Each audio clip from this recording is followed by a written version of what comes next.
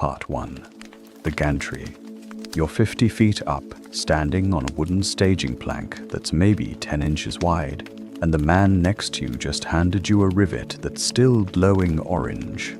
You have about 4 seconds to catch it in a metal cup. Get it into the hole, and hold it steady while someone on the other side of the plate beats it flat with a hammer before it cools. Do this wrong and the rivet's ruined. Do this wrong in a different way and you're the one who's ruined, because there's no harness, there's no net, and the ground is 100 feet of open scaffolding and iron below you. This isn't the iceberg. This isn't even the ocean yet. This is a Tuesday morning in Belfast in the year 1910, and the ship you're building doesn't have a name that means anything to you. It's just yard number 401. You have no idea, standing on that plank with your hands full of hot iron, that you are currently doing one of the more dangerous jobs available to a working man in the British Isles, in service of a boat that is going to become the most famous shipwreck in human history, and that you, personally, might not survive long enough to see it launched, let alone sink. Okay, get comfortable. However you're listening to this, lying down, lights off, blanket pulled up to your chin. Get yourself all the way settled, because we're not doing the version of this story you already know. You know the movie. You know the string quartet, the door that Rose definitely could have shared, the iceberg, the band playing while everyone in first class stands around looking beautiful and doomed. That version starts the night of April 10th, 1912, when the ship leaves Southampton, and it ends 2 hours and 40 minutes after midnight, 3 days later. That's not where this story starts. This story starts almost 3 years earlier, on a slipway in Belfast, because here's the thing nobody puts in the movie. Your odds of dying because of the Titanic were being decided long before any passenger ever set foot on a gangway. They were decided by what class of ticket you could afford. Yes, we'll get to that, and it's exactly as brutal as you think. But they were also decided earlier than that. They were decided by whether you were rich enough to never have to build the thing in the first place. So tonight, we're not starting with the iceberg. We're starting with the rivets. Comment below and tell me what time it is where you are and whether you've got a blanket situation sorted, because you're going to want one. This is a long story, and it gets worse before it gets better, and then it gets much worse again, and then eventually, hours from now, it gets to something like peace. Settle in. Let's go to Belfast. Here's the shape of the next few hours, roughly, so you know what kind of ride you're on. This is a story about a ship that was supposed to be unsinkable, built by men who were entirely sinkable, boarded by passengers who were sorted by class before they ever felt the engines turn over, and sunk by a combination of ice, arithmetic, and a level of institutional overconfidence that would be funny if it hadn't killed 1,500 people. We're going to spend real time in the parts of this story that don't make it into the documentaries.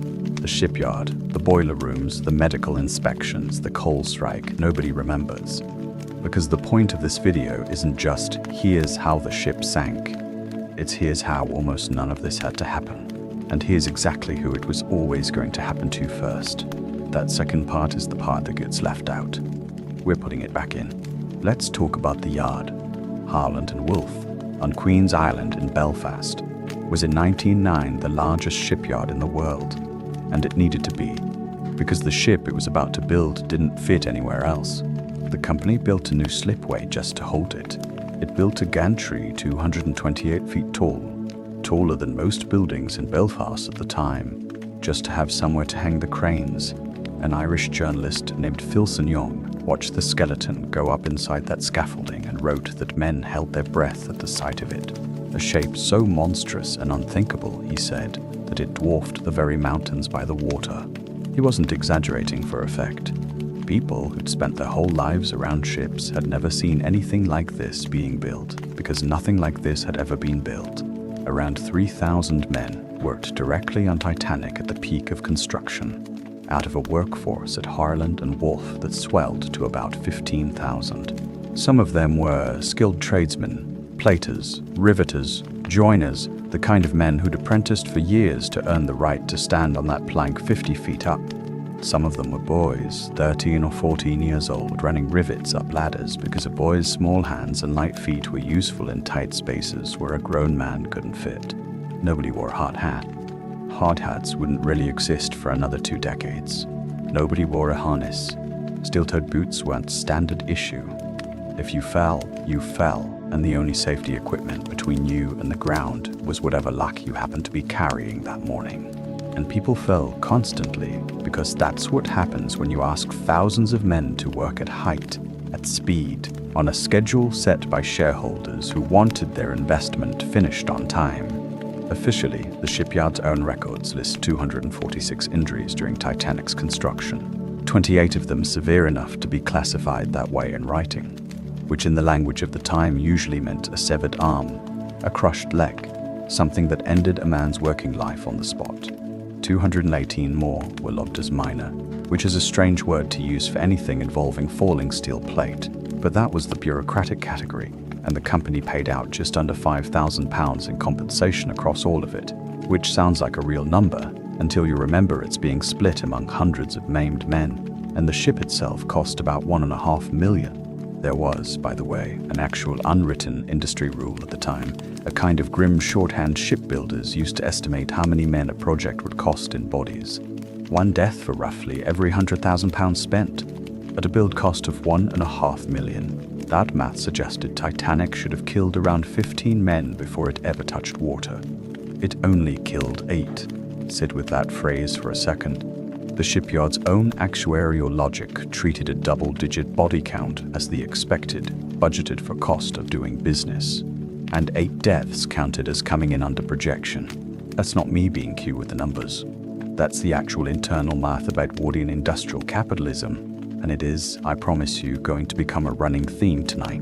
We know 5 of those 8 men by name, because someone eventually bothered to write them down. Samuel Scott, John Kelly, William Clark, James Dobbin, Robert James Murphy. Murphy's death is the one with the most detail attached to it, because a newspaper covered it and the coverage survives. He was a rivet counterblacker, a specific trade, someone who kept tally on rivets being driven, working up on the decks alongside the men doing the actual driving. One afternoon, close to the end of the working day, he missed his hold and went over the edge, 50 feet down. He didn't die instantly. He was rushed to the Royal Victoria Hospital, where the doctors found a fracture at the base of his skull and told his family there was nothing to be done.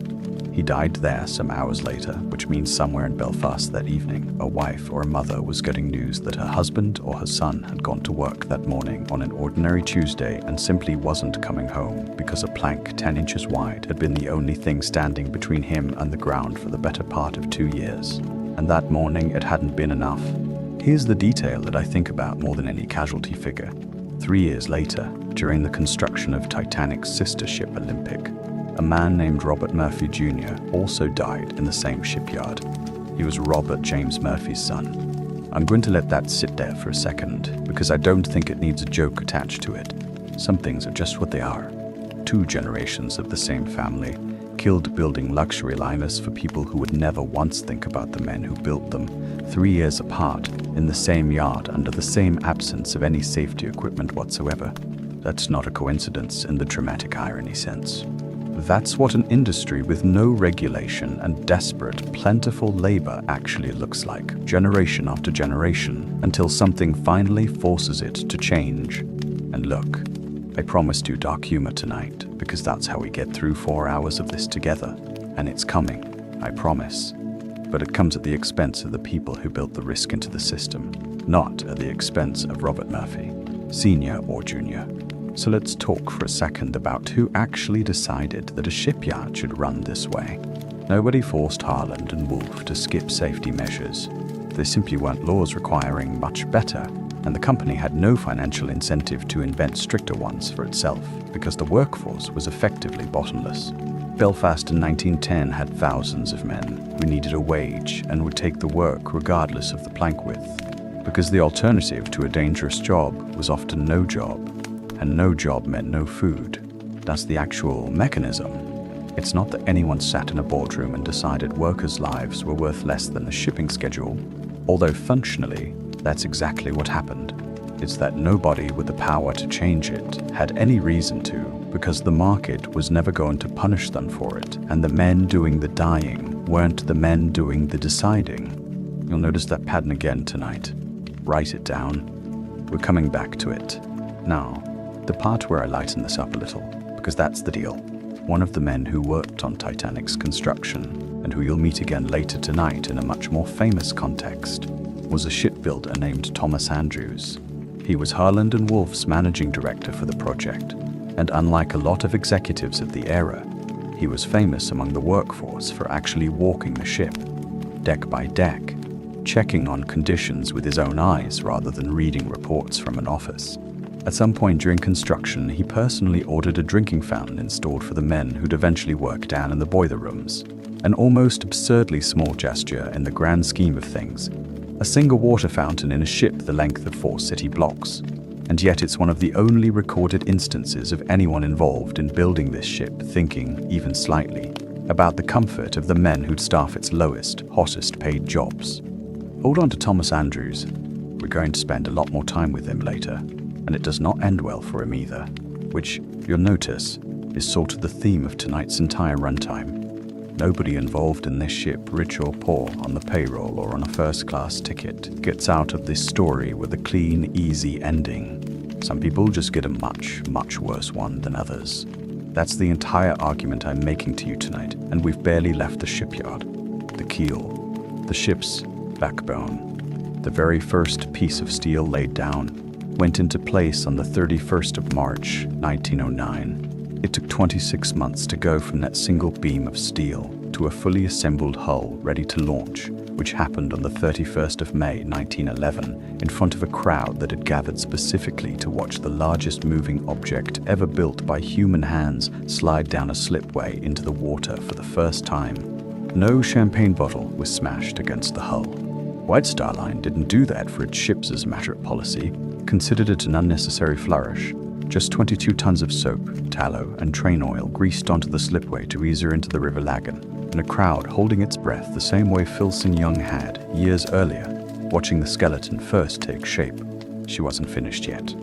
A launched hull is an empty shell. No engines running, no furniture, no first-class staircase, none of the 11 decks of luxury that would eventually justify the ticket prices. That took another 11 months of fitting out, tied up at the wharf, swarming with tradesmen doing the work that turns a hull into a hotel. Electricians, carpenters, upholsterers, the men installing 400 tons of coal-fired boilers, and the men installing crystal chandeliers, often working within a few decks of each other, often paid a fraction of what the other was making for the day. And it's here, in the fitting out stage, that we meet another name worth holding on to. Because it comes back around near the very end of tonight's story, in a way I think you're going to find genuinely strange. Second engineer John Henry Hesketh and a leading fireman named Frederick Barrett spent those final weeks doing something that sounds almost boring described flatly, inspecting the coal bunkers, making sure everything was in order before the ship ever left dock. We are going to meet both of these men again on a very different, much colder night, in a boiler room where things are very much not in order. But that's hours away. First, you need to understand what in order was even supposed to mean on a ship like this, and what class meant before a single passenger ever walked up a gangway. Because here's the thing the movie skips almost entirely, and it's the actual argument of tonight's video. Titanic wasn't just class divided once people boarded. It was class divided from the moment it existed as a set of blueprints. The men who built it, riveted it, and died building it were never, under any circumstances, going to be its passengers. Not one of the 8 men killed in that shipyard would have ever seen the inside of a first-class stateroom, or a third-class berth either, for that matter, except as a job site. The ship they were dying to construct was, from its very conception, a machine for sorting human beings by how much money they had. And that sorting mechanism didn't start with a steward checking your ticket at a gangway in Southampton.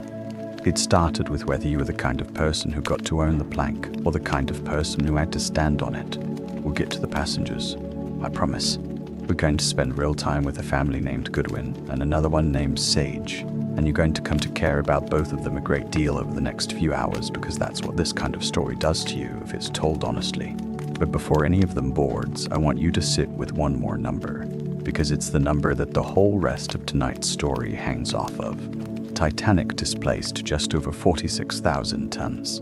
The British safety regulations governing how many lifeboats a passenger ship had to carry written in 1894 and never meaningfully updated in the 18 years since, topped out at 10,000 tons. Above that tonnage, the law simply stopped scaling. It didn't matter if your ship was 11,000 tons or 50,000. The requirement was frozen at 16 lifeboats, enough for roughly 962 people, because in 1894, nobody building maritime law had imagined a ship anywhere close to 5 times that size would ever exist. Titanic actually exceeded that outdated legal minimum. White Star Line added 4 collapsible boats on top of the 16 required, bringing total lifeboat capacity to just over 1,100 seats. That sounds on its face like the company doing more than it had to, and in the narrowest legal sense, it was. But Titanic would ultimately carry over 2,200 people, which means that even with White Star voluntarily exceeding a badly outdated law, the ship left port with physical seating for barely half the human beings aboard it.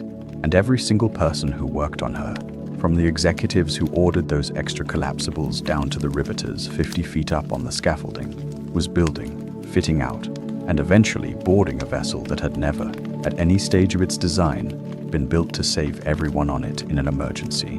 Nobody thought that mattered. That's the part that still gets me. Every time I read back through the source material for a story like this, it wasn't a secret, it wasn't hidden. The math was sitting right there in the Board of Trade's own published tables, publicly available for anyone who wanted to check it. And the operating assumption across the entire shipping industry, not just White Star, every major line running the North Atlantic, was that a ship this size, with watertight compartments, with wireless telegraphy, with every modern safety feature money could buy, would simply never need all its lifeboats at once. If something went wrong, the thinking went, you'd have hours, maybe the better part of a day, to ferry passengers in relays to a rescue ship, the same way it had worked a few years earlier when the liner Republic collided with another vessel and everyone got off safely because there was time to do it in shifts. Nobody built for the scenario where a ship this size might have less than 3 hours from the moment of impact to the moment it was entirely gone. You already know how that assumption worked out. We're going to spend the next several hours getting you there properly. But first, Southampton, boarding day. This is where the sorting really begins, where a doctor spends about 4 seconds looking at a first-class passenger's throat, and then spends considerably longer examining everyone traveling in steerage, where a family of 8 named Goodwin boards a ship they were never supposed to be on in the first place because of a coal strike nobody talks about anymore, and where, I promise this is true, it is one of the strangest documented facts in this entire story. Titanic almost doesn't even make it out of the harbor, because the sheer scale of her nearly sucks an even make out at that.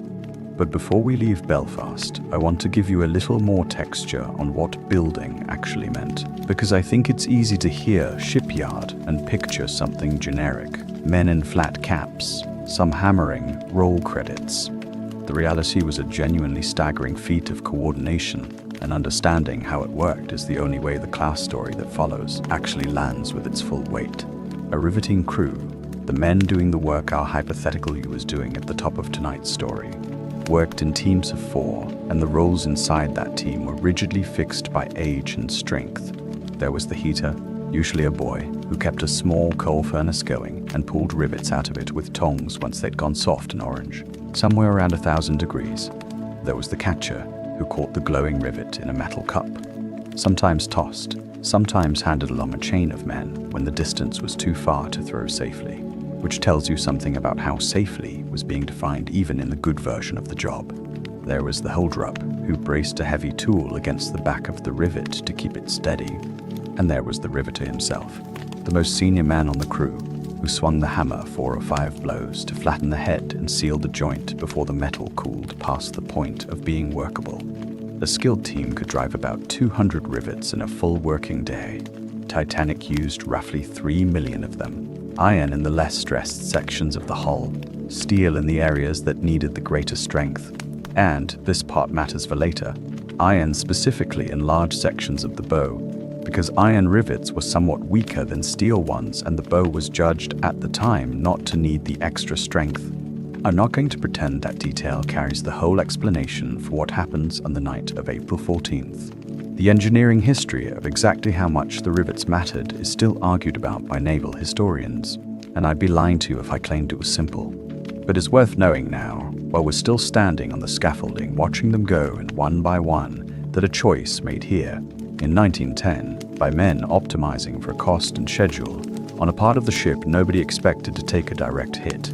That choice is quietly waiting, years in advance, for a very specific kind of night.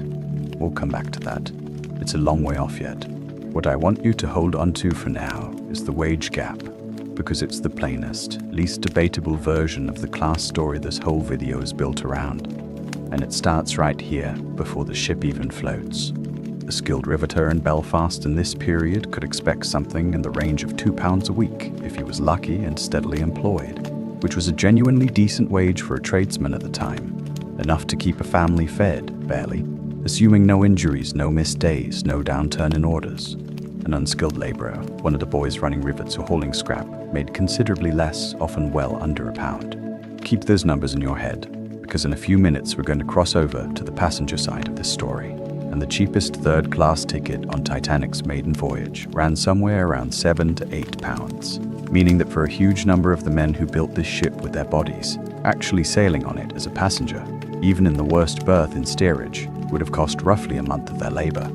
I built a floating hotel that most of them could never have afforded to stay in for a single night, let alone cross an ocean in. And here's the detail I think about the most.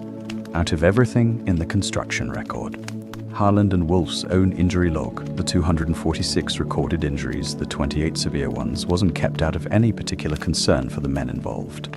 It was kept because the company was legally required to log workplace accidents that resulted in compensation claims, and even then, the compensation itself was minimal. Capped means tested against the value of a working man's future earnings rather than anything resembling the value of a life. A man who lost an arm on Titanic's construction site wasn't made whole. He was issued a payment calculated against how much less useful he'd now be to an employer, and then, in most cases, quietly let go, because a shipyard running an active build schedule had no real use for a rivet catcher who couldn't catch. I told you the humor was coming, and it is, and it's coming soon. I'm not going to leave you sitting in grim labor statistics for the next 4 hours. I promise that's not what tonight is. But I wanted to lay all of this out properly before we ever get near a lifeboat. Because every single decision that gets made on the night of the sinking, who gets access to the boat deck, who gets held back by a gate, who's even in a financial position to be aboard as a passenger rather than a crew member working a 4-hour shift in a 120-degree boiler room. Every one of those decisions was already baked into the ship before it ever left the slipway. The iceberg didn't create the inequality.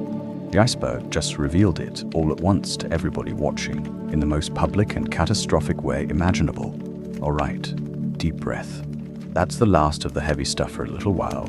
We're about to meet some genuinely delightful, strange, and occasionally very funny people, because boarding day for an Edwardian ocean liner was, among everything else, a genuinely bizarre piece of theatre, full of contradictions that are going to make you laugh even as they make your stomach drop a little.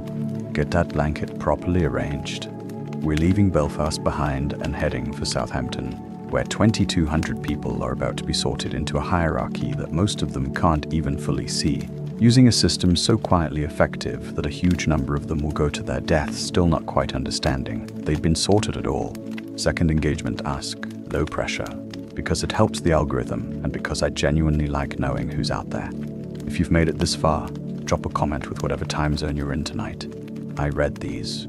It's nice knowing there's a small scattered crowd of people around the world falling asleep to Edwardian labor statistics together. We're a strange little community, and I mean that as the highest compliment. Part 2, The Sorting Wednesday. The 10th of April, 1912. Southampton docks. And before we go one step further, I need to tell you about a strike, because almost nobody remembers this part. And it's the actual reason a huge number of the people we're about to meet were on this ship at all. For about 6 weeks that winter, Britain had been in the grip of a national coal strike, miners across the country walking out over minimum wage demands, and the effect rippling out through every industry that depended on coal, which in 1912 was more or less every industry there was, especially shipping. Steamship after steamship sat idle in port that spring because there simply wasn't enough fuel to run them. White Star Line, along with every other major operator, had to make a brutal call about which of its scheduled sailings would actually happen and which would be cancelled outright. The way White Star solved this problem tells you almost everything you need to know about how this company thought. Rather than cancel Titanic's maiden voyage, the single most publicized, most anticipated crossing in the company's history, the one that had journalists and society photographers waiting on the dock, White Star instead cancelled or delayed several of its other scheduled sailings and stripped the coal out of those idled ships, physically transferring it ton by ton into Titanic's bunkers. By the 10th of April, a Board of Trade inspector had certified that Titanic was carrying just under 5,900 tons of coal, enough, he wrote, to get her to a next scheduled coaling port. It was enough, barely, cobbled together from other people's cancelled trips. And here's where it gets personal, because it wasn't just coal that got redirected onto Titanic, it was passengers. Every one of those cancelled or delayed sailings had ticket holders who still needed to cross the Atlantic. And White Star's solution, for a great many of them, was simple. Transfer them onto Titanic instead, which meant that a meaningful chunk of the 2,200 people who boarded this ship on its maiden voyage were never supposed to be on it in the first place. They were supposed to be on the Oceanic, or the Adriatic, or one of half a dozen other vessels sitting coalless in port, and a strike 100 miles away over wages for men they'd never met. Quietly rerouted them into a ship that would kill more of them than any peacetime maritime disaster before or since.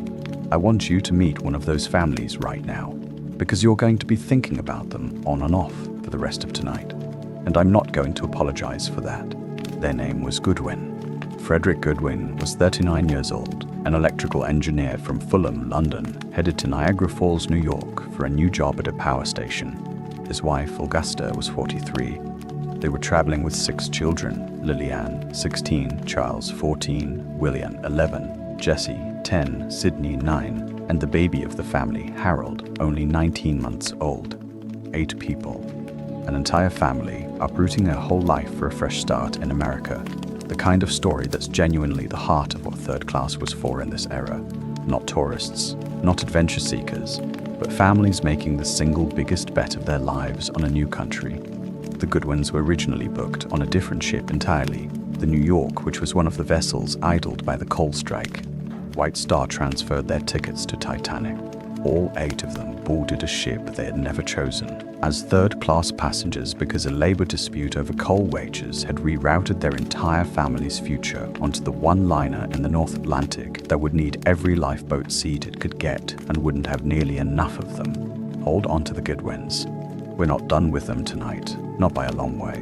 And I'll tell you honesty right now, because I think you deserve the warning rather than the ambush.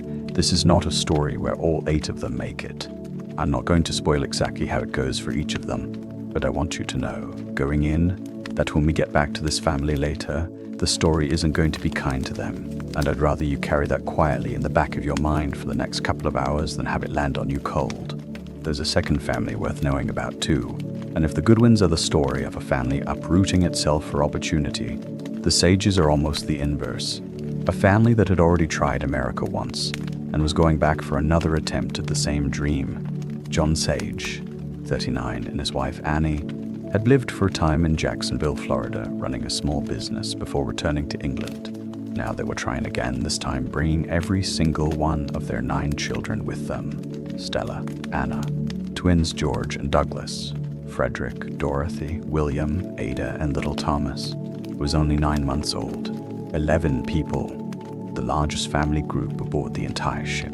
I want to be honest with you about something the historical record can't fully answer, because I promised you earlier tonight that when a fact is genuinely disputed, I tell you rather than paper over it. There's long been a persistent claim, repeated in a lot of popular Titanic writing, that the Sage family couldn't afford lifeboat seats, or somehow missed their chance because of where their cabin was located, deep in third class. The truth is messier and less tidy than that. Nobody survived from the Sage family to explain exactly what happened to them in the final hour, which means we genuinely don't know the specifics of their last movements on the ship, only that none of the 11 of them made it into a boat. 11 people. An entire family tree, gone in a single night, and no survivor left behind to tell us how. I'm not going to pretend that's not sitting heavy on both of us right now. It should. But I'd rather give you the honest version. We don't fully know. then invent a tidy, specific tragedy for people who can't correct me if I get it wrong. Some things belong to the people who live them, even when none of those people are left to claim the story. Okay, breathe. I promised you this wouldn't be unrelenting, and it isn't. We're going to sit with something almost absurd for a minute, because Southampton on the 10th of April was, along with everything else, a genuinely strange piece of theatre, and I think you need the tonal breather as much as I do. Boarding a ship this size in 1912 was an enormous logistical undertaking with class written into every single step of it, and the differences started long before anyone actually walked up a gangway. If you were traveling first class, your experience of boarding was basically frictionless. You arrived by private car or a boat train, reserved specifically for first and second class passengers. You were greeted by name by White Star staff who already knew your cabin number, and a steward glanced at you, decided you didn't look diseased, and waved you through. That's not me editorializing. That was functionally the entire medical screening most first-class passengers received. A cursory look, sometimes not even that. If you were traveling third class, your day started very differently, and it started before you'd even left home. Steerage passengers, the overwhelming majority of them immigrants, 33 different nationalities represented in third class alone on this one voyage, were required to undergo a genuine medical inspection before they were permitted to board. Doctors checked for signs of contagious disease, examined scalps and skin for lice, looked for anything that might flag a passenger as inadmissible under the immigration laws of the country they were sailing toward, because White Star Line, like every transatlantic operator of the era, was financially on the hook if a passenger carried to America got turned away at Ellis Island for a preventable health reason. The company would have to pay to ship that person straight back across the ocean at its own expense, which meant the inspection third-class passengers underwent wasn't really, at its core, about protecting anyone's health. It was about protecting White Star's bottom line from the cost of a wasted round trip. The health screening and the class sorting were, from day one, the exact same mechanism wearing two different faces. And once you were aboard, the sorting didn't stop. It became architecture. Titanic's decks were physically divided by a system of gates, stanchions, and barred passages, first class occupying the upper decks and the central length of the ship, where the engine's vibration was almost imperceptible and the ride was at its smoothest. Second class pushed out toward the edges of the same decks. Third class down at the stern and along the lower decks, where the noise and the motion of the sea were both at their most obvious. There was even a dedicated corridor running most of the ship's length on E-deck, nicknamed Scotland Road by the crew after a rough working-class street back in Liverpool, that let third-class passengers and crew move fore and aft without ever needing to cross into the upper-class sections at all. Later, Titanic survivor testimony would describe these barriers as gates that could, in an emergency, be broken through by sheer weight of desperate people, which tells you plainly that they were never built as watertight security in the sense of actually locking anyone in. They were built as a soft social boundary, an architectural version of a keep off the grass sign designed to keep the classes from mingling on an ordinary Tuesday at sea. Nobody, in 1911, drawing up those blueprints, was specifically imagining a scenario where those same gates might cost people minutes they didn't have. That's not what they were for, but that doesn't mean it isn't exactly what they became. Third class, to be fair to White Star for one paragraph before we go back to being fair to nobody, was genuinely a step up from what most transatlantic steerage passengers were used to on other lines. Titanic's third-class berths had electric lighting and running water, pine paneling, proper mattresses, and this was almost unheard of on competing ships. The fare included meals. Most steamship companies expected steerage passengers to bring and prepare their own food for the entire crossing. Titanic fed its third-class passengers 3 meals a day in 2 dining saloons. On F-deck, communal long tables rather than private seating, but real meals nonetheless. Soup, roasted pork, vegetables, pudding and biscuits at midday, tea with beef and biscuits in the afternoon, more soup and biscuits in the evening. For many of the immigrants aboard, this was the most comfortable and best-fed few days of travel they'd ever experienced in their lives. That's a genuinely true and genuinely important part of this story, and I don't want to erase it by only telling you the grim half. But, and here's the but that the whole rest of tonight hangs off of, comfortable for third class was a relative and carefully bounded comfort. All of third class More than 700 passengers shared exactly 2 bathtubs for the entire crossing. 2. First class had private bathrooms attached to the better staterooms, a heated swimming pool, a Turkish bath complex with steam rooms and electric light therapy cabinets, a squash court, and an a la carte restaurant so exclusive it operated entirely separately from the main first-class dining saloon for passengers who found even first class insufficiently exclusive. We'll spend a little more time in those rooms later tonight, because the contrast matters, and because at least one person we're going to meet was very deliberately using every inch of that luxury to make a point. For now, I want to give you one more piece of boarding day theater, because I promised you something almost funny, and this is it, and it's true, and it happened within about an hour of departure. At noon, Titanic began pulling away from her berth at Southampton under her own power, and almost immediately her sheer size nearly caused a collision before she'd gone more than a few hundred yards. 2 smaller liners, the Oceanic and the New York, were moored alongside the dock, and as Titanic moved past them, the sheer volume of water she displaced, the same physical principle that makes a large boat's wake dangerous to smaller craft nearby, caused the New York's mooring lines to snap under the strain, one after another, with a sound witnesses described as gunshots.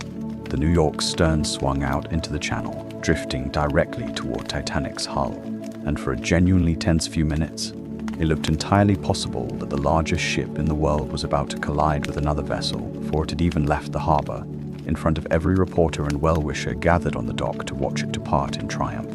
Quick work by a nearby tugboat and a burst of reverse engine power from Titanic herself pulled the New York back just far enough to avoid contact by a matter of feet, not yards.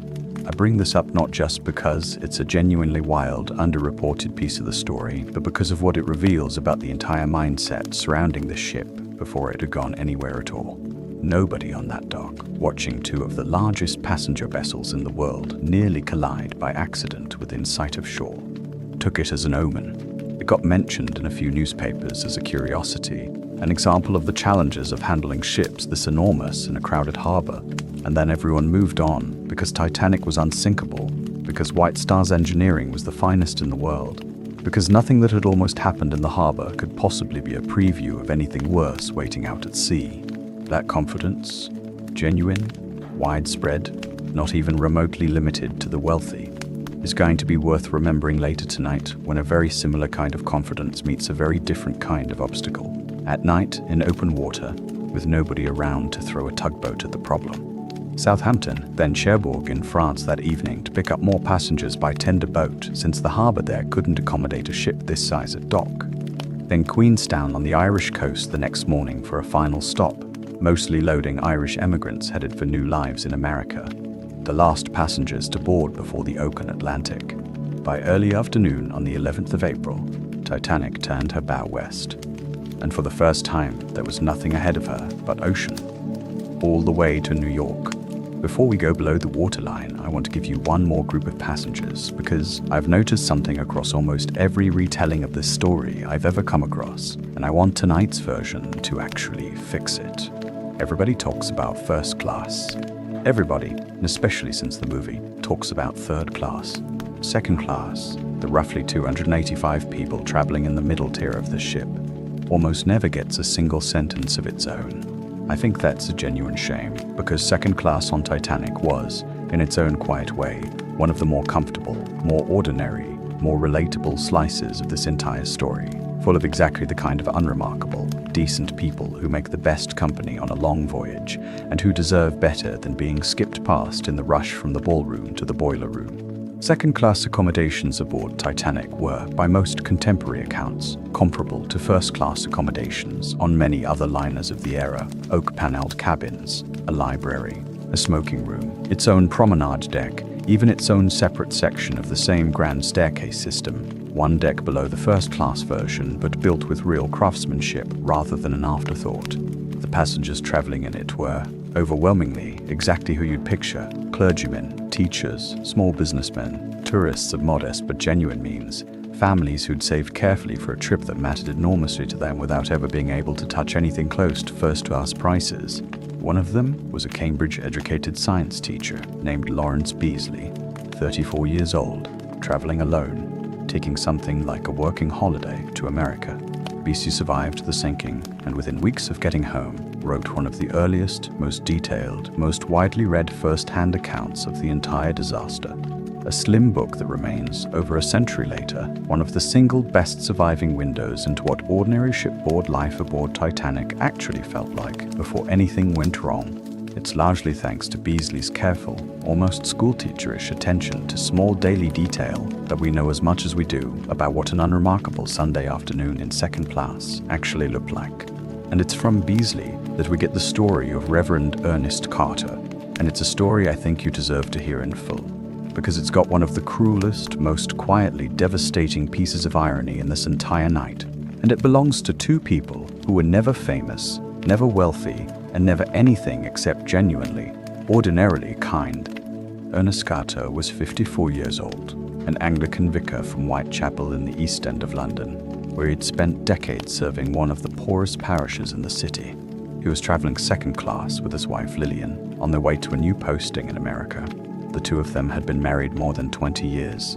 No children, by every surviving account, devoted to each other in the plain, unglamorous way that doesn't tend to make it into anyone's memoirs unless something eventually forces it to. And the ship, Carter had struck up a running, friendly argument with Beasley, the two of them trading good-natured jabs across the dinner table for days. Carter defending Oxford, Beasley defending Cambridge, the kind of small, pleasant rivalry that fills up an ocean crossing when nothing more dramatic is happening. On the Sunday, the 14th of April, the last full day any of these people would ever have, Carter mentioned to Beasley that he'd noticed there wasn't going to be an evening religious service aboard, and asked whether Beasley knew the ship's purser well enough to request the use of the second-class dining saloon that night for an informal hymn sing. Beasley did. The purser said yes. Carter spent the rest of the afternoon going around the ship, inviting everyone he knew and a fair number of people he didn't to come to the saloon at 8:30. About 100 passengers showed up. The Scottish engineer who'd shared meals with Beasley all week sat down at the piano. A young woman named Marion Wright, who'd been nursing Carter through a lingering cold with home remedies for most of the crossing, sang a solo.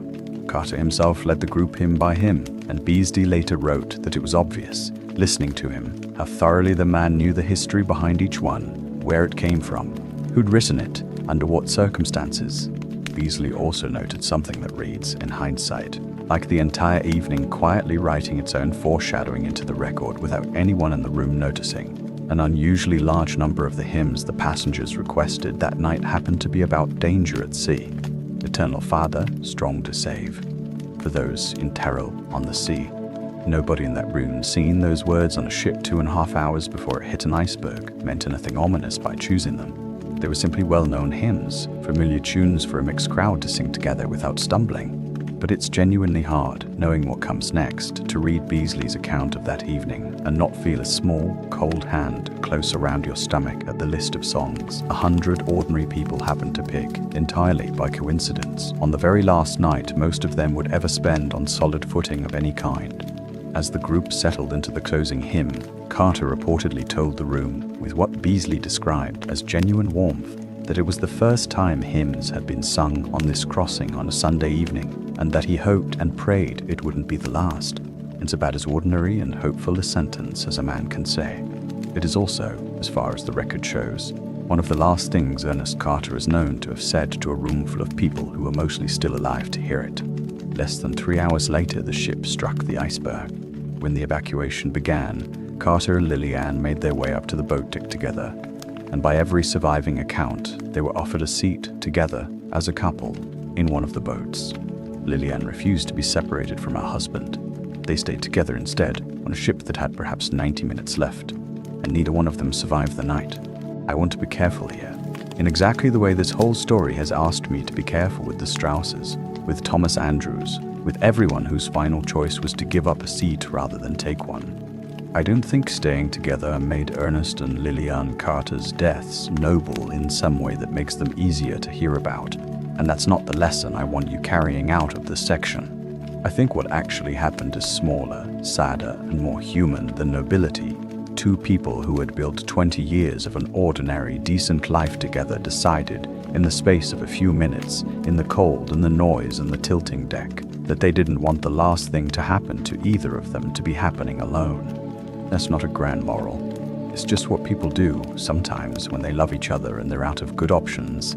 Second class lost a little over half its passengers that night. Worse odds than first class, meaningfully better than third, sitting exactly where you'd expect a middle tier to sit in a hierarchy that, as we've spent this entire video establishing, was never accidental. Lawrence Beasley made it into a lifeboat and lived to be an old man, spending much of the rest of his life quietly, carefully correcting the historical record whenever a play or a film got some detail of that night wrong, including, decades on, showing up uninvited to the set of a 1950s Titanic film production, still trying, as an old man, to make sure the story got told accurately.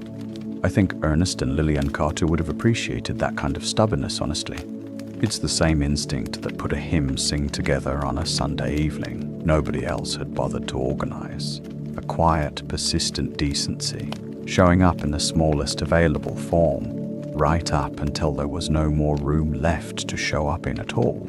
We're going to leave the passengers here for a little while, tucked into their staterooms in their 4-berth third-class cabins, settling into what most of them genuinely believed would be 4 or 5 uneventful, even luxurious stays at sea, because I want to take you somewhere almost none of them ever went.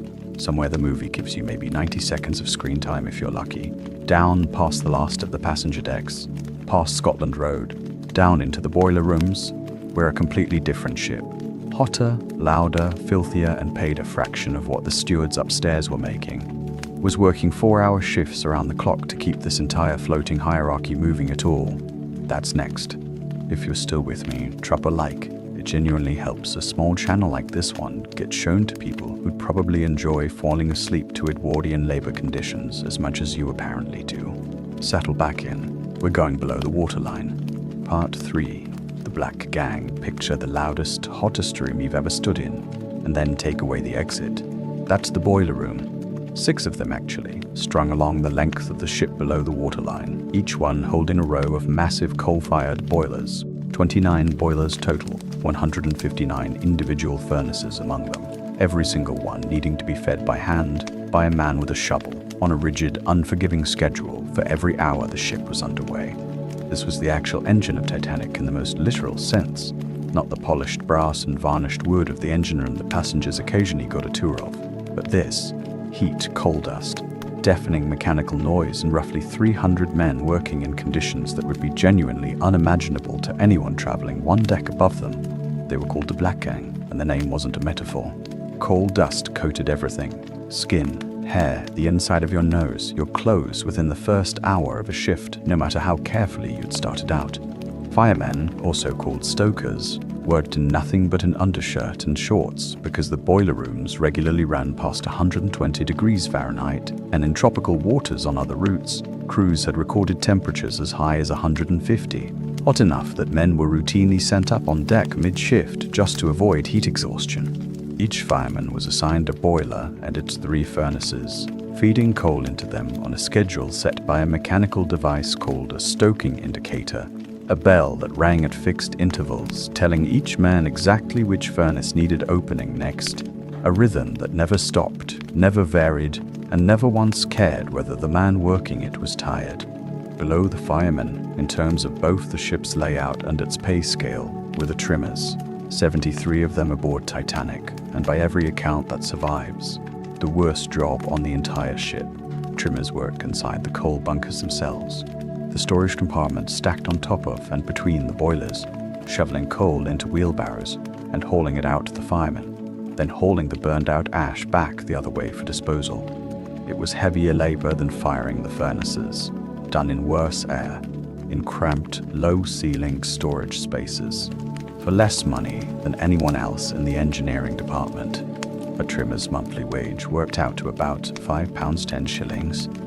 A leading fireman, 1 rank up from an ordinary stoker, made £6.10. For comparison, because I promised you'd hold on to that riveter's wage from back in Belfast, these men were making, in a month of 4-hour on, 8-hour off shifts in 120-degree heat, roughly what a first-class passenger might tip a steward for a single good week of service. And here's a detail that should genuinely stop you for a second, because it's the kind of thing that It sounds like it belongs in a much darker kind of story than the one we usually tell about this ship. Shortly after Titanic left Southampton, a fire was discovered burning in one of the coal bunkers of Boiler Room 6. Coal fires weren't unheard of on ships of this era. Coal can spontaneously combust under the right conditions of pressure and moisture, especially when it's been sitting compacted in a bunker for a while. And this particular coal had been shuffled around ports for weeks, thanks to the strike we talked about earlier. But it wasn't a small thing to have a fire smoldering in your hull on the maiden voyage of the largest ship in the world. For days, trimmers were specifically assigned to dig into the bunker, trace the fire to its source, and try to put it out. Hot, filthy, genuinely dangerous work, made worse by the fact that a coal bunker fire, if it burns hot enough for long enough, can actually weaken the steel bulkhead separating it from the rest of the ship. On the night of the 14th, the ship's second engineer, John Henry Hesketh, you met his name back in Belfast, inspecting bunkers during the fitting out, was down in Boiler Room 6, with a leading fireman named Frederick Barrett, the two of them confirming that the fire had finally, after days of effort, been fully extinguished. They were standing in that exact spot, at that exact task, at 11:40 that night, when the ship struck the iceberg. I'm not going to pretend the timing there is anything more than what it actually is, a genuinely eerie historical coincidence, not a hidden cause of the disaster, and I don't want you lying awake building some grand unified theory out of it. The coal fire didn't sink the ship. The iceberg sank the ship.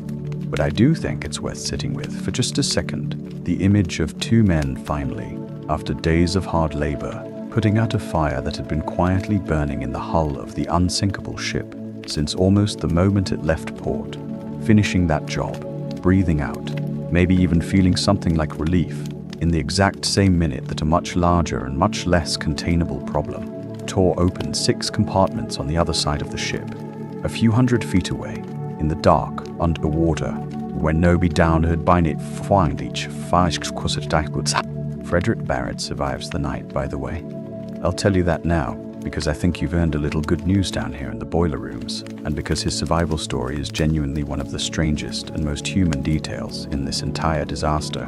When the order eventually comes to abandon the boiler rooms, and it comes late because someone has to keep steam up on a sinking ship for as long as possible, to keep the lights on, to keep the pumps running, to keep the wireless operators able to send a distress signal at all, Barrett makes his way up through the ship in nothing but the thin work shirt he'd been wearing in a 120-degree boiler room, and finds himself eventually in degree air, going into hypothermia in 20-degree air, going into hypothermia in front of the other survivors.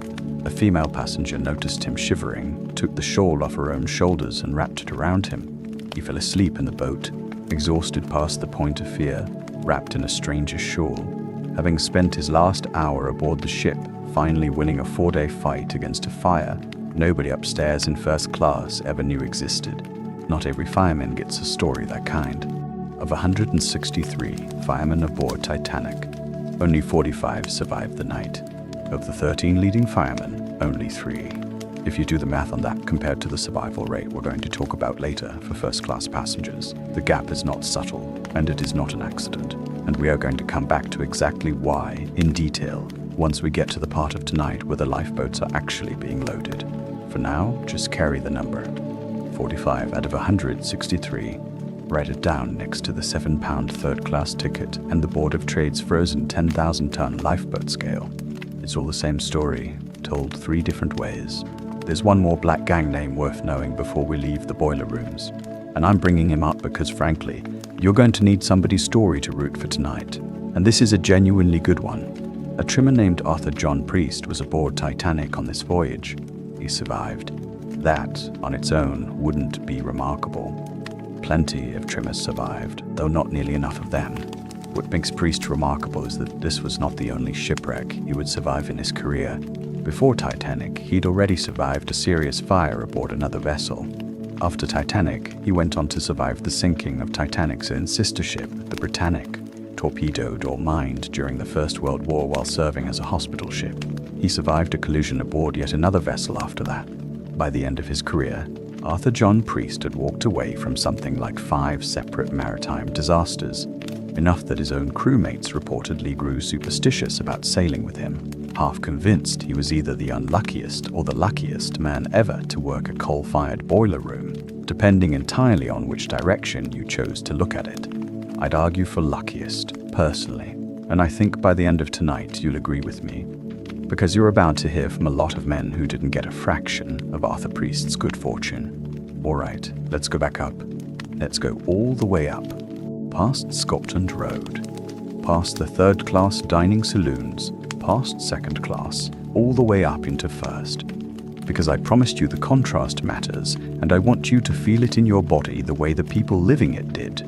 First-class passengers on this crossing had access to a heated indoor swimming pool, the first ever installed on an ocean liner, genuinely novel technology for 1912, a heated pool at sea, something most passengers had never encountered on land, let alone mid-ocean. They had a Turkish bath suite modeled on Ottoman bathhouse design, all carved wood and colored tile and electric light cabinets that simulated the heat of a steam bath using light bulbs rather than actual steam, which was considered the cutting edge of wellness technology at the time. They had a squash court, a gymnasium with mechanical rowing machines and stationary bicycles, a barber shop, a darkroom for developing photographs, a smoking room paneled in mahogany with a stained glass skylight, and a grand staircase, the one you're picturing right now, the one from the movie, crowned by an ornate glass dome and a carved wooden clock, flanked by two bronze figures representing honor and glory crowning time.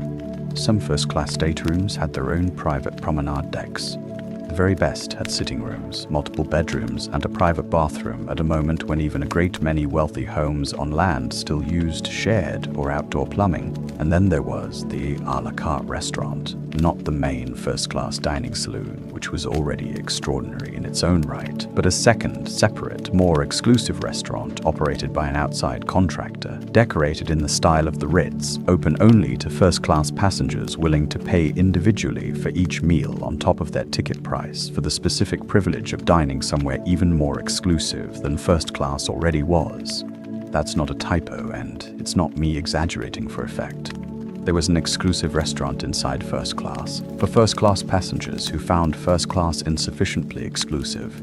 Sit with that one for a second. I think it might be the single funniest fact in this entire video, and I mean that as a genuine dark comedy beat, not a throwaway line. An entire tier of luxury built purely to distinguish itself from a tier of luxury that 99% of the human race would never come anywhere close to affording in their lives. Meanwhile, 300 feet below and several decks down, Frederick Barrett and the rest of the Black Gang were finishing a 4-day fight against a smoldering coal fire in their underwear, in a 120-degree room for £6.10 a month. I want to be fair here for a second, in the same way I was fair to White Star about the third-class meal service earlier, because I don't think the story is actually improved by pretending every first-class passenger was some mustache-twirling villain who deserved what was coming. Most of them weren't thinking about the boiler rooms at all, in the same way most of us don't spend our commute thinking hard about the specific conditions inside the warehouse that shipped our last online order. That's not a defense, exactly. It's an observation about how inequality this severe actually functions in practice, not through constant active cruelty from the people benefiting from it, but through a kind of comfortable structural invisibility, where the machine runs so smoothly that the people on top of it never have to look at the people underneath it at all, unless something goes catastrophically wrong, which on this particular ship, on this particular night, it is about to. Because here's where the story starts to turn, and I want to walk you through it slowly, because this is the part that genuinely infuriates historians to this day, more than almost anything else in the whole disaster. Over the course of Sunday, April 14th, Titanic received a series of wireless messages from other ships in the area, warning of ice. Not vague, general watch out for ice this time of year warnings. Specific position reports from ships that had directly sighted large ice fields and icebergs in Titanic's path. The steamer Caronia reported bergs, growlers, and field ice directly ahead of Titanic's course early that morning. The Baltic reported more ice further along the route that afternoon. The America reported passing 2 large icebergs, and in the early evening, a ship called the Masaba sent a message describing, in specific and precise detail, a massive field of heavy pack ice and numerous icebergs directly in Titanic's path. A warning so exact it should have functioned almost like a map. That Mesaba warning never reached Captain Edward Smith on the bridge. It never reached anyone with the authority to slow the ship down or change course. It sat, unread by command, in the wireless room because Titanic's wireless operators, two men named Jack Phillips and Harold Bride, employed not directly by White Star but by the Marconi Wireless Company, which had its own separate priorities, were, at that exact hour, buried under a backlog of passenger telegrams. First-class passengers loved the novelty of sending wireless messages home from mid-ocean, showing off to friends and family that they were crossing the Atlantic on a ship modern enough to have this technology at all, and that backlog of personal, non-urgent chatter stock updates, dinner party gossip, having a marvelous time, wish you were here, had piled up faster than the two operators could clear it. When the Mesaba's ice warning came through, it wasn't marked with the formal priority code that would have forced it straight to the bridge.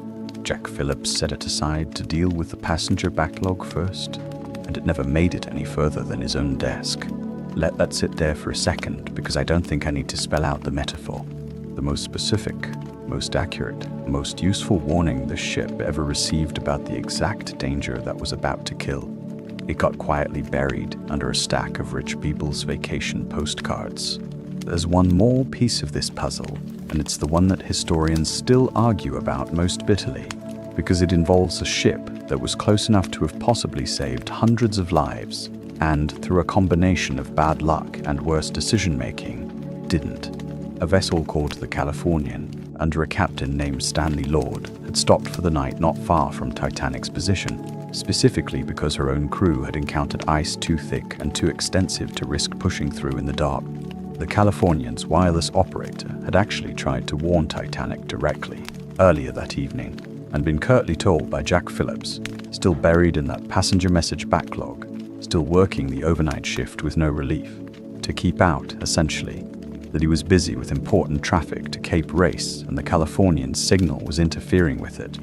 The Californian's operator, reasonably annoyed at being brushed off, shut down his wireless set for the night and went to bed, which meant that when Titanic began sending distress rockets into the sky a few hours later, the one ship demonstrably close enough to see them had no working wireless receiver to hear the far more detailed and far more urgent message that would have accompanied them. We're going to come back to the Californian later tonight, because what happened on her bridge over the following 2 hours is one of the most quietly damning sequences in the entire disaster, and it deserves its own proper telling rather than a rushed mention here.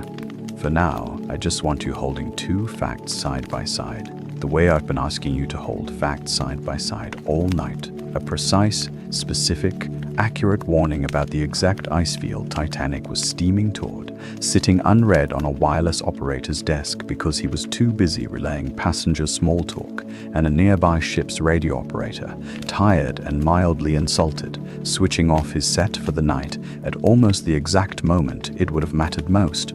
None of this, by the way, slowed the ship down.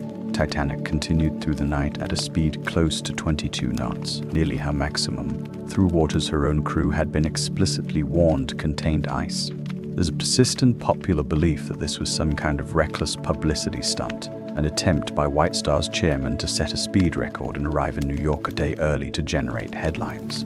The truth, as best the historical record supports it, is a little less cinematic and honestly almost more damning. This wasn't recklessness in the sense of a dramatic, conscious gamble. It was ordinary practice. Ocean liners of this era routinely maintained full or near full speed through reported ice at night, because the accepted wisdom of the entire industry held that icebergs would be visible in time to steer around them, that a calm sea would show telltale white water breaking against the base of a berg, that lookouts with sharp eyes and clear binoculars would spot danger with plenty of room to spare.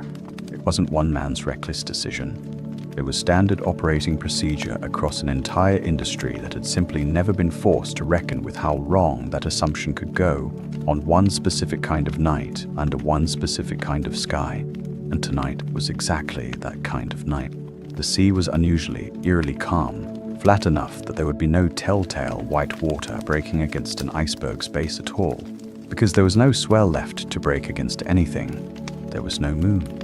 The air was cold enough, and the temperature layers between the cold air and the slightly less cold sea were arranged in exactly the wrong way to potentially bend and distort light along the horizon. A real documented atmospheric effect called superior mirage, which some researchers now believe may have made it even harder for lookouts to distinguish a genuine obstacle from the general haze of the horizon line. Every single condition that made an iceberg easy to spot on an ordinary night had, by coincidence, failed to apply on this one. Calm sea, no moon, possible atmospheric distortion. A ship's lookouts stationed in the crow's nest without binoculars, because, and this is true, and it's almost too absurd to be real, the key to the locker that held the binoculars had been left behind in Southampton by a crew member transferred off the ship at the last minute, and nobody had thought to have a replacement key cut before departure. I want to pause on that one, because it's exactly the kind of detail this genre lives for. Not a dramatic villain, not a single evil decision, just an ordinary, mundane, bureaucratic mistake, a missing key, sitting in someone's coat pocket back on a dock in England, doing absolutely nothing, while two men several hundred feet up in the freezing dark strained their unaided eyes against a black, moonless horizon, looking for the one thing in the entire ocean that was about to matter more than anything else in their lives. At 11:40 that night, they saw it. I'm going to leave you right there for a moment, because I think you've earned a breath before we go any further. A long, calm one. Because the next part of tonight's story is where everything we've spent the last 2 hours building starts coming due all at once. And I want you rested for it, not rushed into it. So breathe. If you need to shift position, adjust your blanket, roll over. This is the moment to do it. Everyone on this ship right now, all 2,200 of them, first class and steerage and stokers alike, is currently going about an ordinary Sunday night at sea, most of them already asleep, with absolutely no idea that a lookout named Frederick Fleet has just rung the crow's nest bell 3 times, the signal for danger dead ahead, and picked up a telephone to the bridge to say 4 words that are about to end the story we've spent this long carefully building up to. Iceberg right ahead. That's next. Get resettled if you need to. We're about to go through the single worst 2 hours and 40 minutes in the history of ocean travel. Together, slowly, and I promise you I'm not going to rush any part of it. Tot 4. The sorting. Again, here's the strange part.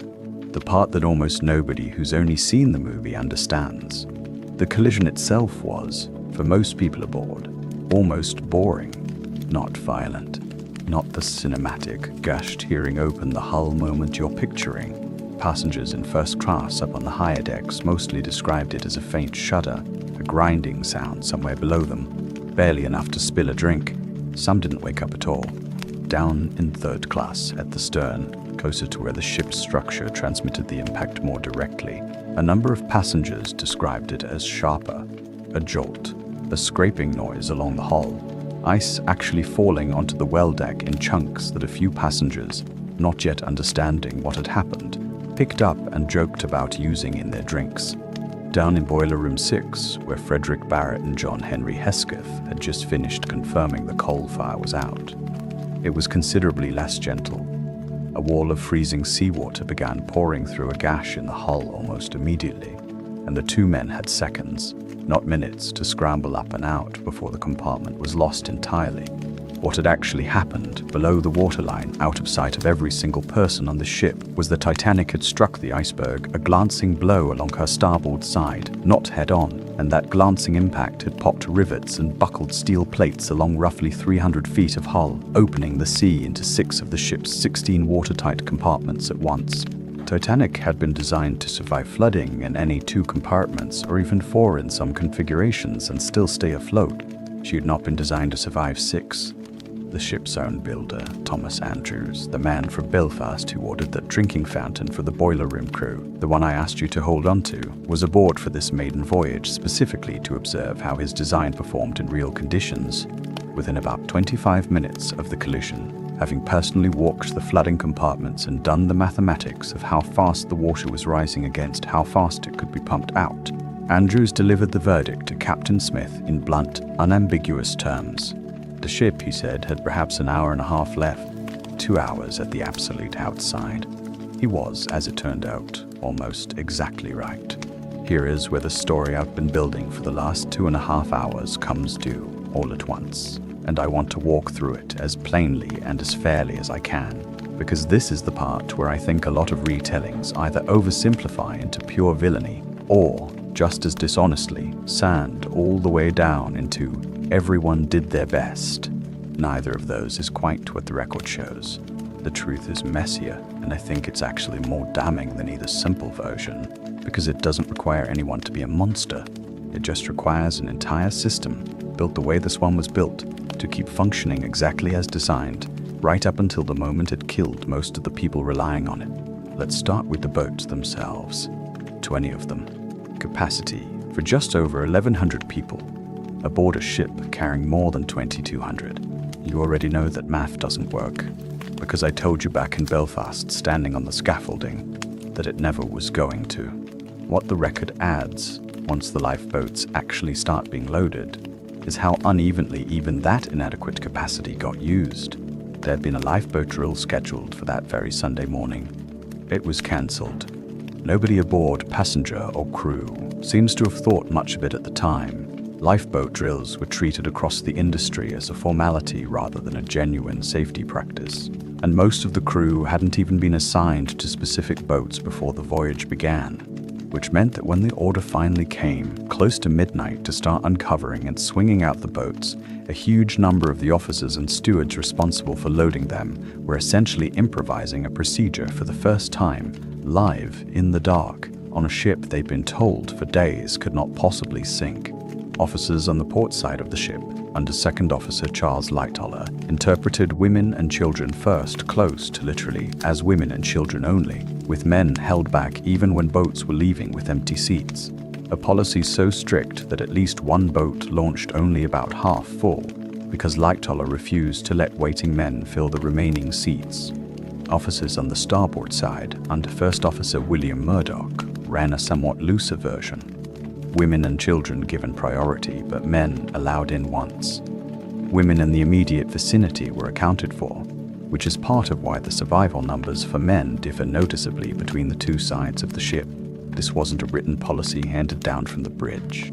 It was two different men on two different sides of the same sinking ship, each making his own judgment call about what women and children first actually meant in practice, with no drill, no rehearsal, and no real precedent to fall back on, and their two different interpretations quietly deciding the odds of survival for hundreds of people based on nothing more than which side of the ship those people happened to be standing on. And then there's the part of this that I think is the actual, unavoidable center of tonight's whole argument. Getting to those unevenly loaded boats in the first place required getting up to the boat deck. And getting up to the boat deck, if you were traveling third class, meant navigating a physical layout that had been built months earlier in Belfast by men like the ones we met at the start of tonight, specifically to keep you separated from the upper decks under ordinary circumstances. I want to be precise here, because this is a part of the story that's been mythologized in both directions, and I promised you honesty over drama. There is a persistent, dramatic, popular belief that third-class passengers were deliberately locked below decks and left to drown while the crew loaded first-class first gates chained shut. Stewards standing guard, an intentional, premeditated act of class murder. That version, in its most literal form, isn't well supported by the survivor testimony that actually exists. What the testimony does show is something that I'd argue is almost worse. Precisely because it doesn't require anyone to be a cartoon villain. A third-class passenger named Daniel Buckley, a young Irishman who survived the sinking, testified afterward that stewards weren't holding steerage passengers back through any organized, deliberate effort. No locked doors, no guards with orders. What he described instead was a maze.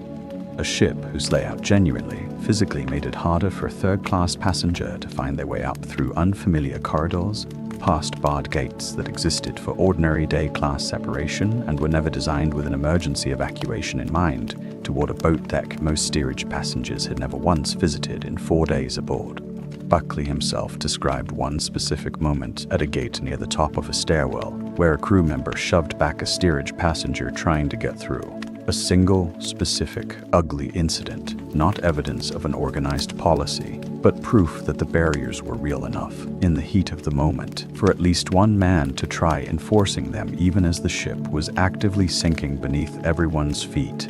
Eventually, and this part matters, those barriers did give way, not through any officer's order, but through sheer human pressure. Colonel Archibald Gracie, a first-class passenger who survived and wrote one of the most detailed first-hand accounts of the disaster afterward, described exactly this happening near the very end, a wave of steerage passengers pushing up onto the first-class deck as a gate finally broke under the weight of everyone trying to get through it at once.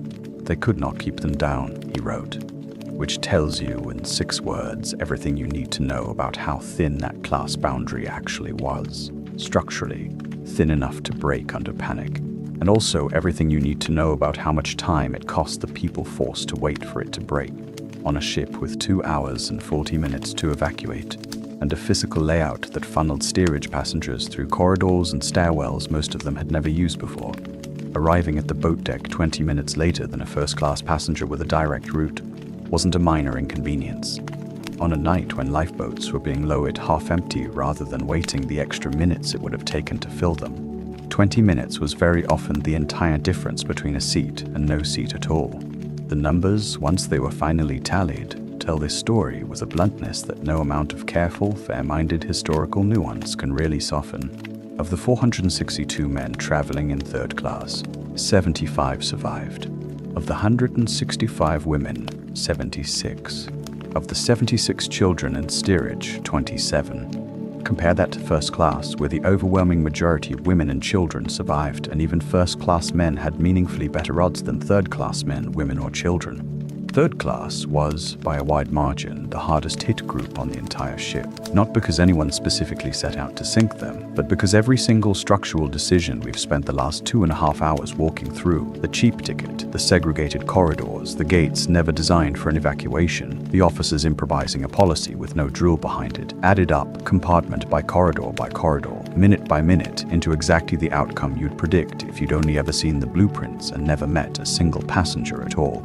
I promised you back in Belfast that we'd returned the Goodwins and the Sages, and I told you honestly then that it wasn't going to be kind. It isn't. None of the 11 members of the Sage family survived. Of the 8 Goodwins, Frederick, Augusta, Lillian, Charles, William, Jesse, Sidney, and baby Harold, none of them survived either. All 8. An entire family, redirected onto this ship by a coal strike they had nothing to do with, traveling in third class because that was what they could afford, lost together in a night whose outcome had been quietly, structurally decided, months before any of them had ever heard the name Titanic. I'm not going to linger on the mechanics of exactly how. I told you earlier tonight, and I meant it, that some things belong to the people who lived them, and in this case, nobody survived to tell us the specifics of the Sage family's final hour, and I'm not going to invent them. What I will tell you is what we do know for certain. An entire family tree, 19 people between the 2 households, reduced by the numbers of a night at sea to 0 survivors combined. 19 people who existed, who had names, who had a life waiting for them in America that never happened, because of a lifeboat allocation system built on regulations frozen since 1894, and a shipboard hierarchy built, quite literally, into the architecture of the vessel they were sailing on.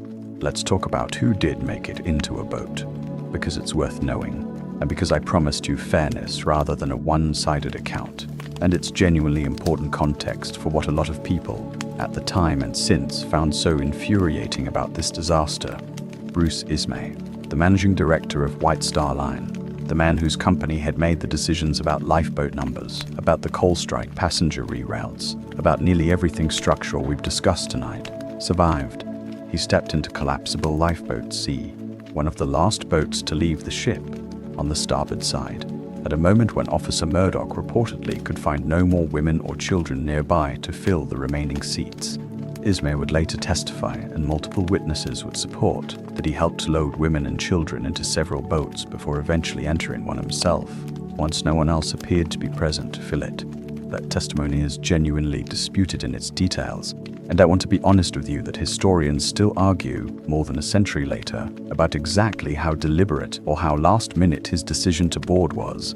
What isn't disputed is the outcome.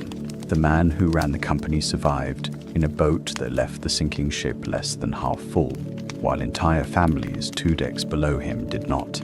He would spend the rest of his life paying for that survival in a currency that had nothing to do with lifeboats. The press almost immediately branded him a coward and nicknamed him cruelly J. Brute Ismay in more than one newspaper.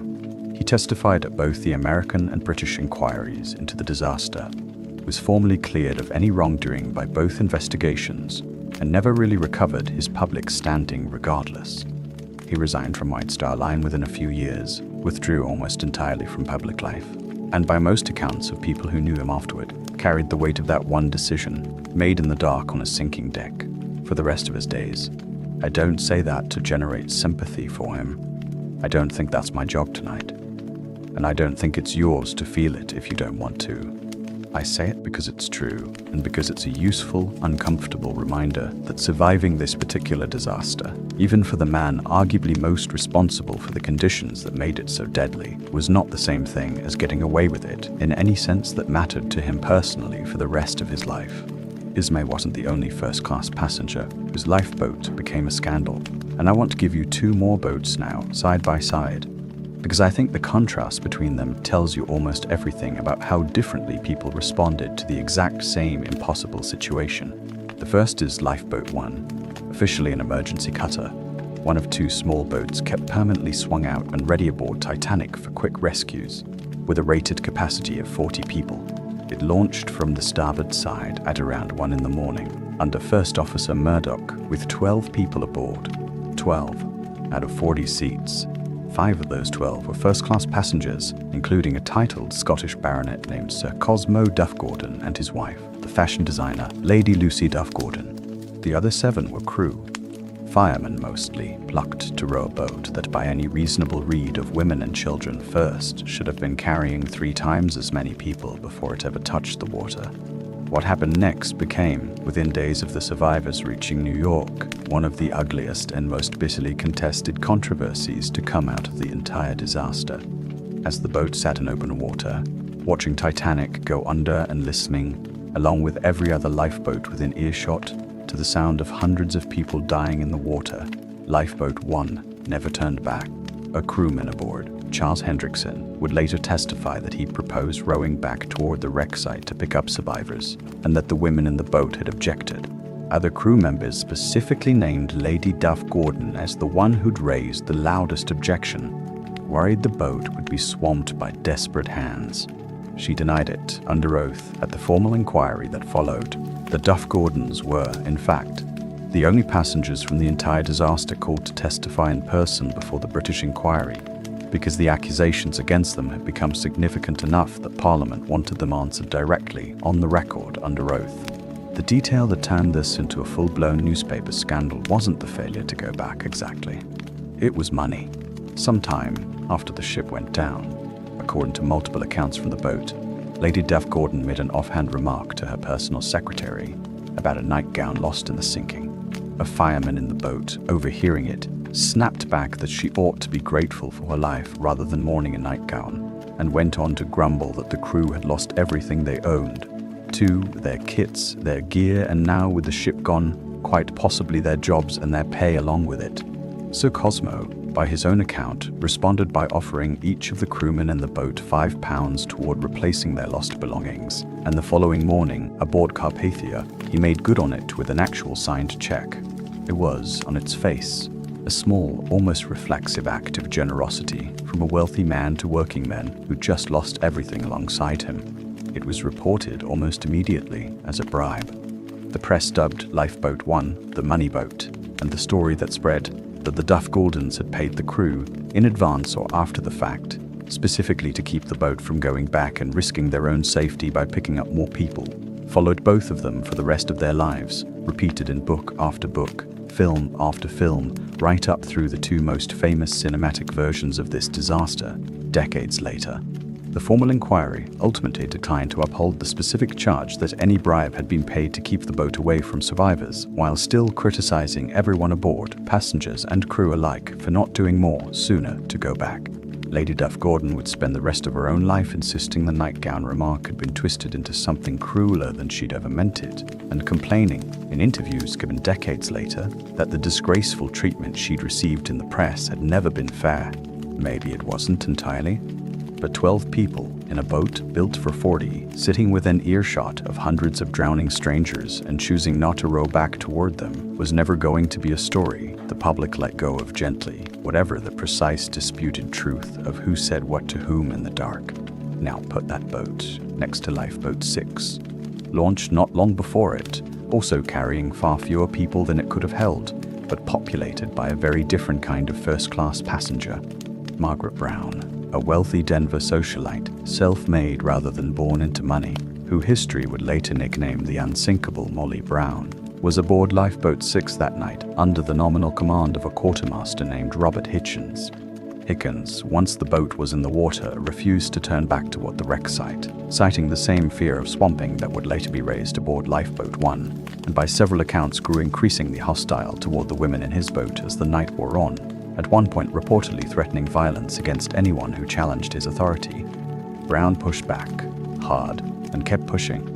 She insisted the women be allowed to row themselves, both to keep everyone warmer through physical effort and to actually cover distance toward the rescue ship once dawn broke. And when Hickens tried to physically stop her from handing out oars, she stood up to him directly, backed by a stoker in the boat who told the quartermaster in no uncertain terms that he had no business speaking to a woman that way. At one especially tense standoff, when Hickens said he was afraid the crew would be thrown overboard if the boat tried to go back for swimmers, Brown reportedly told him that if he wouldn't do it, she'd take an oar and do it herself. 2 boats, roughly the same hour, roughly the same math. A vessel built to hold far more people than it was carrying, and the live, urgent argument about whether to risk going back into the dark for the people still screaming in the water. One boat's occupants are remembered, fairly or not, as the ones who paid their way out of guilt. The others is remembered as the woman who wouldn't sit still and let a frightened man make everyone else's decision for them. I'd be lying if I told you the historical record settles with total certainty exactly how much either reputation is deserved, memory, testimony, and a press hungry for a clean villain and a clean hero were all working on both stories within days of the survivors reaching shore, and neither version has ever been entirely free of that pressure since. What I can tell you is that both boats prove the same underlying point this whole video keeps circling back to, even once you were in a boat, even once the ticket price and the gate and the corridor maze were all behind you. What happened next still came down to which specific handful of individual human beings happened to be sitting next to you in the dark, and what they, personally, in that moment, decided they were willing to risk. Now, I told you hours ago that there was a genuine, unresolved historical mystery buried in tonight's story, one that historians still actively argue about, and I want to give it to you now, because I think it's exactly the kind of open loop that deserves to sit with you rather than get neatly closed. Remember the Californian, the ship that had stopped for the night in the ice field, whose wireless operator had been curtly waved off by an exhausted Jack Phillips a few hours earlier, and who then switched off his set and went to bed. What the Californian's own crew testified to afterward is genuinely strange. Her second officer, a young man named Herbert Stone, stood watch that night and reported seeing a series of white rockets fired from a ship on the horizon, 8 of them over the course of about an hour and a half. He told his captain Stanley Lord twice. Lord, who'd been on duty for 17 hours straight and was resting, fully dressed, in the chart room rather than his own cabin, asked whether the rockets were definitely white, was told yes, and did not come up to the bridge to look for himself. Stone and the apprentice officer on duty with him, a young man named James Gibson, discussed between themselves, in words that survive in their own testimony, that a ship doesn't fire rockets at sea for nothing, that something about the other vessel looked wrong, that it seemed to be listing strangely in the water, and still, nobody woke the Californian's own wireless operator to check what all that traffic might actually mean.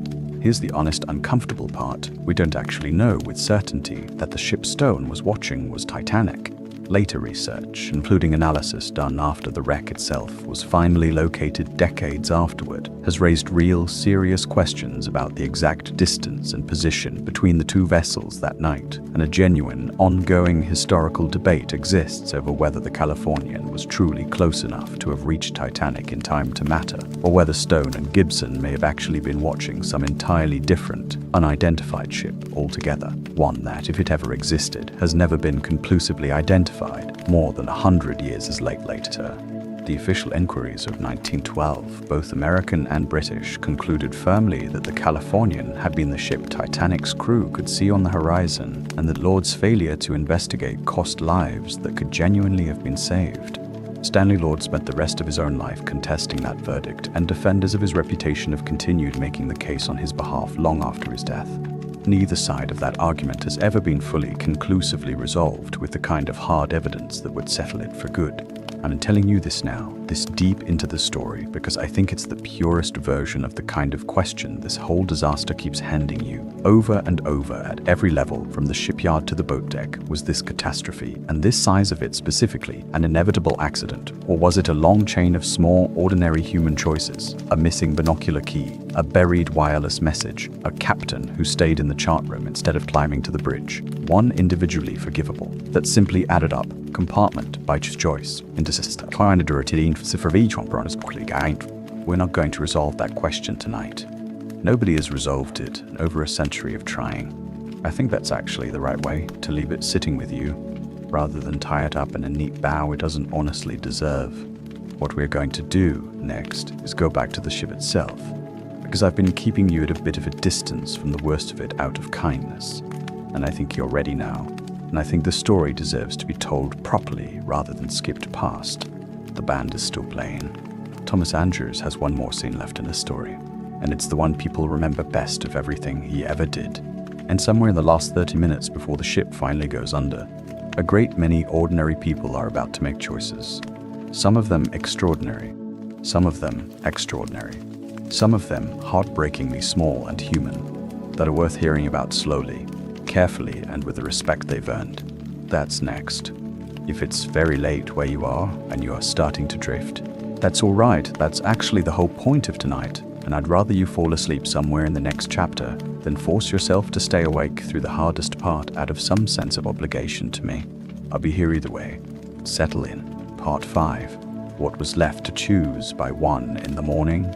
Every lifeboat that was going to leave the ship in an organized fashion had either left or was in the process of leaving, and the roughly 1,500 people still aboard Titanic were left with a genuinely narrow, genuinely awful set of remaining choices. Not how do I survive, in most cases. That option had already functionally closed for them. What was left in the final hour was smaller and in some ways more human than survival. How do I spend the time I have? Who do I spend it with? What do I do with my hands, my voice, my last free choices once the big choice has already been taken out of my control? I want to tell you about a few of the people who answered that question, because I think it's the part of this story that actually deserves the word heroic, more than any of the engineering or the arithmetic we've spent the last few hours on. Heroism, in most of human history, doesn't look like a single dramatic act. It looks like ordinary people deciding calmly, in the worst circumstances imaginable, to keep doing the small, decent thing in front of them for as long as they possibly can. Wallace Hartley was 33 years old, a violinist from a small town in Lancashire called Colne, and he led an 8-piece band that had been hired for this voyage through a music agency, meaning, technically, that none of the 8 men were even employed directly by White Star Line at all.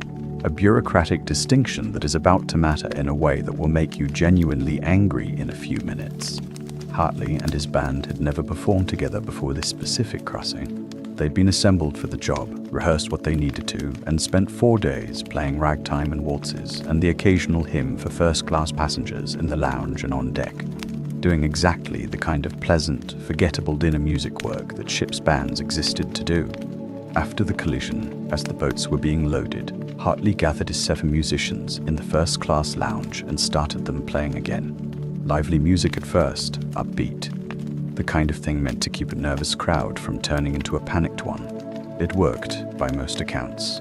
As the ship's list grew steeper and the lifeboats kept lowering, the band moved out onto the boat deck itself, in the open cold, and kept going. Survivors in departing lifeboats, rowing away across black water, reported hearing the music carry for a genuinely long time, most of an hour by some accounts, carrying out over water that was, by this point, close to freezing. None of the 8 musicians survived, not one.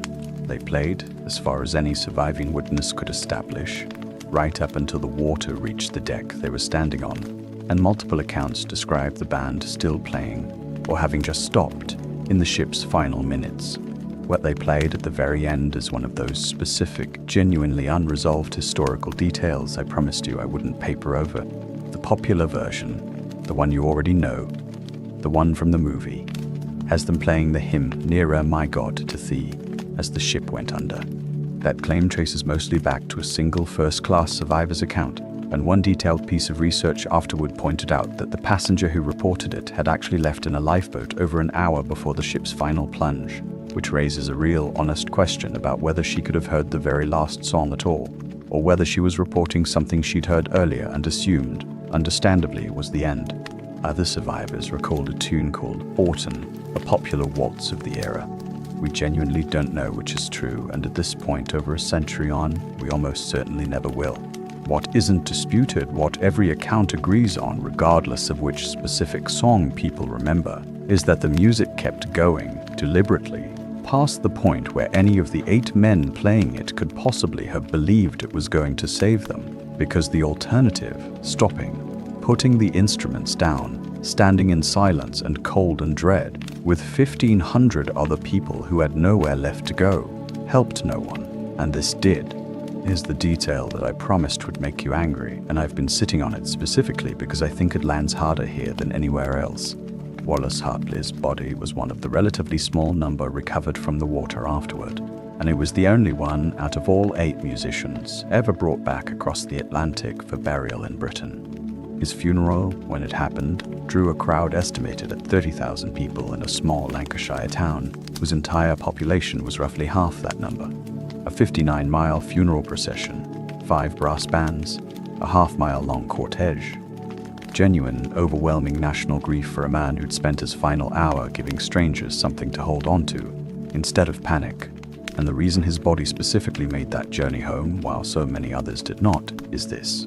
White Star Line agreed to ship his remains back across the Atlantic, but insisted on billing the cost at standard cargo freight rates, because Hartley and his band had been hired through an outside agency rather than employed directly by the company, and cargo was, technically, the correct billing category for transporting a body that wasn't formerly White Star's own crew. I told you the humor tonight comes at the expense of the people who built the risk into the system, never at the expense of the people who suffered it, and I meant it, and this is exactly that kind of joke, the driest, angriest kind there is, because it isn't really a joke at all. It's an invoice. Even in death, even for a man being publicly celebrated as a national hero within days of his own drowning, the company that hired him found a way to categorize him correctly, according to the exact same bureaucratic logic that had shaped every single decision we've discussed tonight. He wasn't crew, he was cargo. Bill accordingly. There's a quieter story worth telling alongside Hartley's, and it belongs to a couple named Isidore and Ida Strauss. Isidore was a first-class passenger, co-owner of Macy's department store in New York, 67 years old, and by every account a man who could absolutely have claimed a lifeboat seat given his wealth and standing. When the time came, he refused to board ahead of other men who hadn't yet had their turn, insisting on waiting his turn like anyone else, even as officers reportedly offered to make an exception for a man his age. His wife Ida, 63, was offered a seat and refused it too, choosing instead to stay with her husband. "We have lived together for many years," she's reported to have said. "Where you go, I go." They were last seen by multiple witnesses, sitting together on deck chairs, holding hands as the ship's remaining minutes ran out around them. I want to give you Thomas Andrews' ending too, because I asked you to hold on to him from the very start of tonight, back at the shipyard, and I think he's earned the close of this part of the story more than almost anyone else in it. Andrews had done the mathematics within 25 minutes of the collision and told Captain Smith correctly that the ship had perhaps an hour and a half to live, for most of the time remaining after that. Survivor accounts describe him moving through the ship, checking staterooms, personally urging reluctant passengers, several of whom, especially in first class, initially didn't believe the situation was serious, because the ship they were on was famously unsinkable, because the deck barely felt tilted, because it was a calm, cold, ordinary-feeling night, to put on lifebelts and get up to the boat immediately.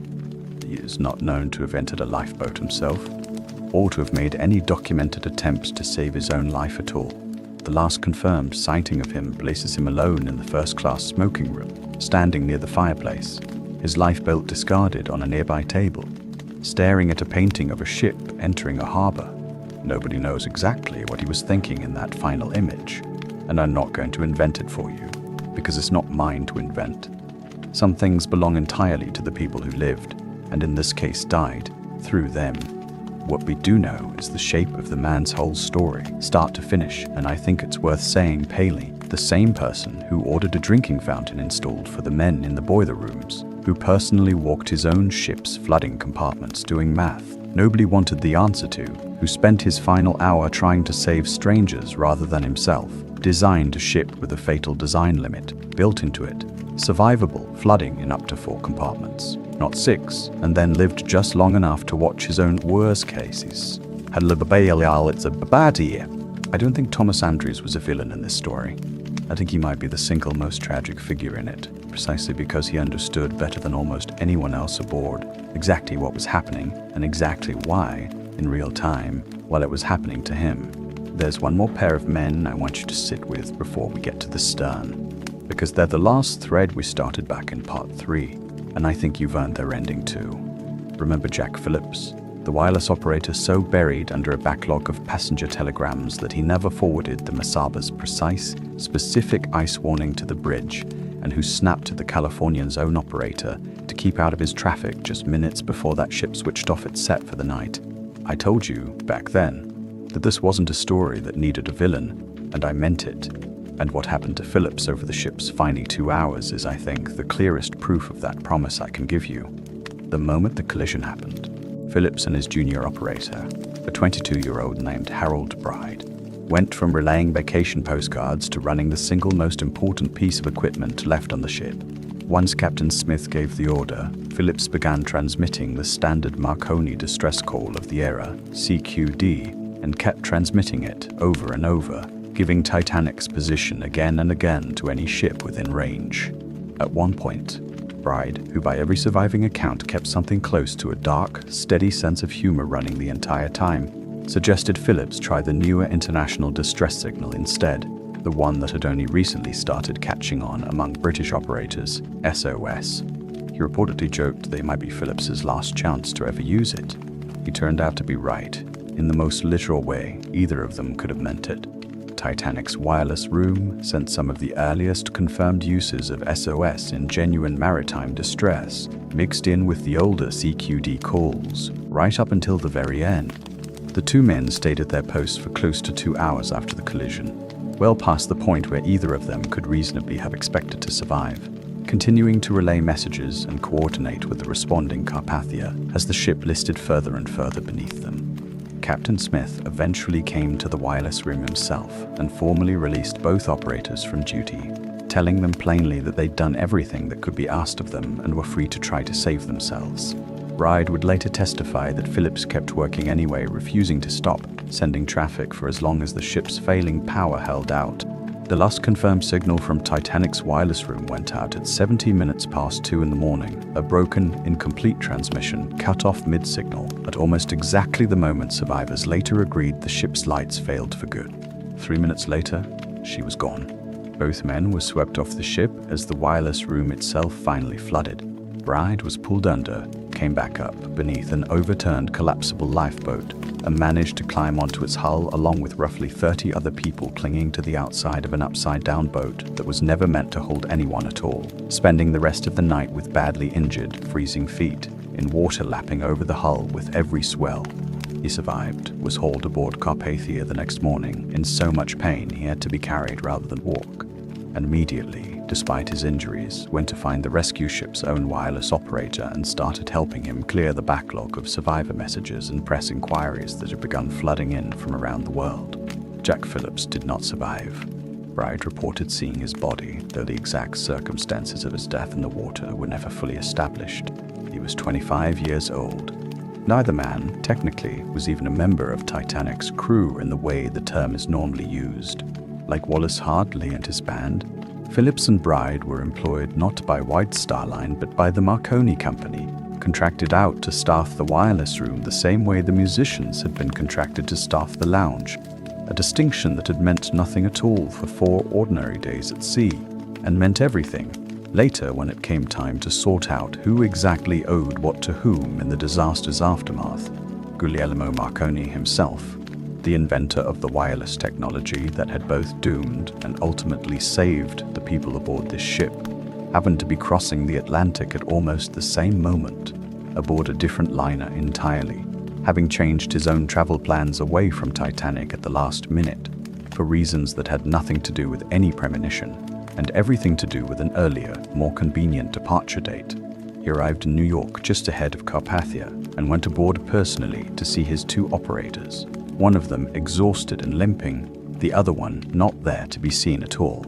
I bring the 2 of them up here at the close of this part of the story because I think they complete something this whole video has been building since the shipyard.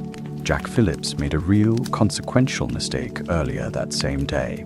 Not out of malice, not out of laziness, but out of an ordinary, overworked man doing an unglamorous job under conditions nobody had adequately staffed or supported.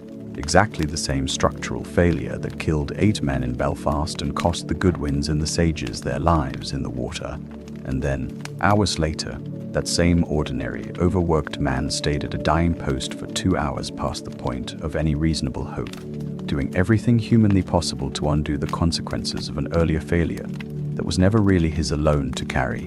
I don't think that makes the earlier mistake matter less.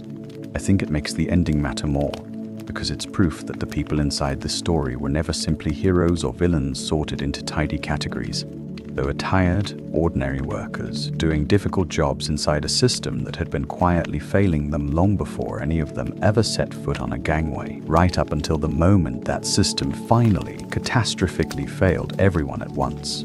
Down at the stern and throughout the lower decks, the story looked different, and I want to be honest with you about that difference rather than let the grand, quiet dignity of Andrews and the Strausses and the band stand in for what most of the last hour actually was for most of the people living through it. For a great many passengers, especially in third class, the final hour wasn't a scene of composed nobility. It was chaos and confusion and a desperate scramble through unfamiliar corridors toward a boat deck that, for hundreds of them, they would never reach in time. It was people jumping from the stern as it lifted higher and higher out of the water, the ship's angle growing so steep that deck furniture, unsecured cargo, and eventually people themselves began sliding and falling the length of the deck. It was in her final minutes, the ship's back genuinely breaking, the hull spitting somewhere between the 3rd and 4th funnels under stresses her designers had never engineered her to survive, the bow section sinking away separately from the stern, which briefly settled almost level in the water before rising again and going down on its own, moments later, nearly vertical. And then, at 20 minutes past 2 in the morning, on the 15th of April 1912, the largest moving object ever built by human beings was gone. Completely gone, in under 3 hours from the moment a lookout named Frederick Fleet rang a bell 3 times in the freezing dark. What was left behind was worse, in some ways, than the sinking itself. And I'm not going to spend long on it because I think you earned the mercy of moving through this part quickly rather than lingering. But I do need to tell you the truth of it rather than skip past it entirely. The water that night was somewhere around 28 degrees Fahrenheit below the normal freezing point of fresh water, kept liquid only by its salt content. Survival time for a human body in water that cold is measured in minutes, not hours. Most people in the water that night, regardless of class, regardless of how they'd spent the voyage, regardless of anything at all except whether they'd made it into a boat, did not survive more than 15 or 20 minutes once they were in the sea. The lifeboats that had already launched, largely under instructions from their officers, mostly did not go back to search for survivors once the ship went down, out of a fear, genuine, understandable, and to modern ears, genuinely hard to hear, that a boat rowing back into a mass of drowning, panicking people would simply be swamped and capsized by desperate hands grabbing for the sides. turning one boatload of survivors into 2 boatloads of dead. Only one boat, Lifeboat 14, under 5th Officer Harold Lowe, went back into the wreckage after most of the screaming had gone quiet, and pulled a small handful of people out of the water alive. A small handful, out of the hundreds who had gone into the sea.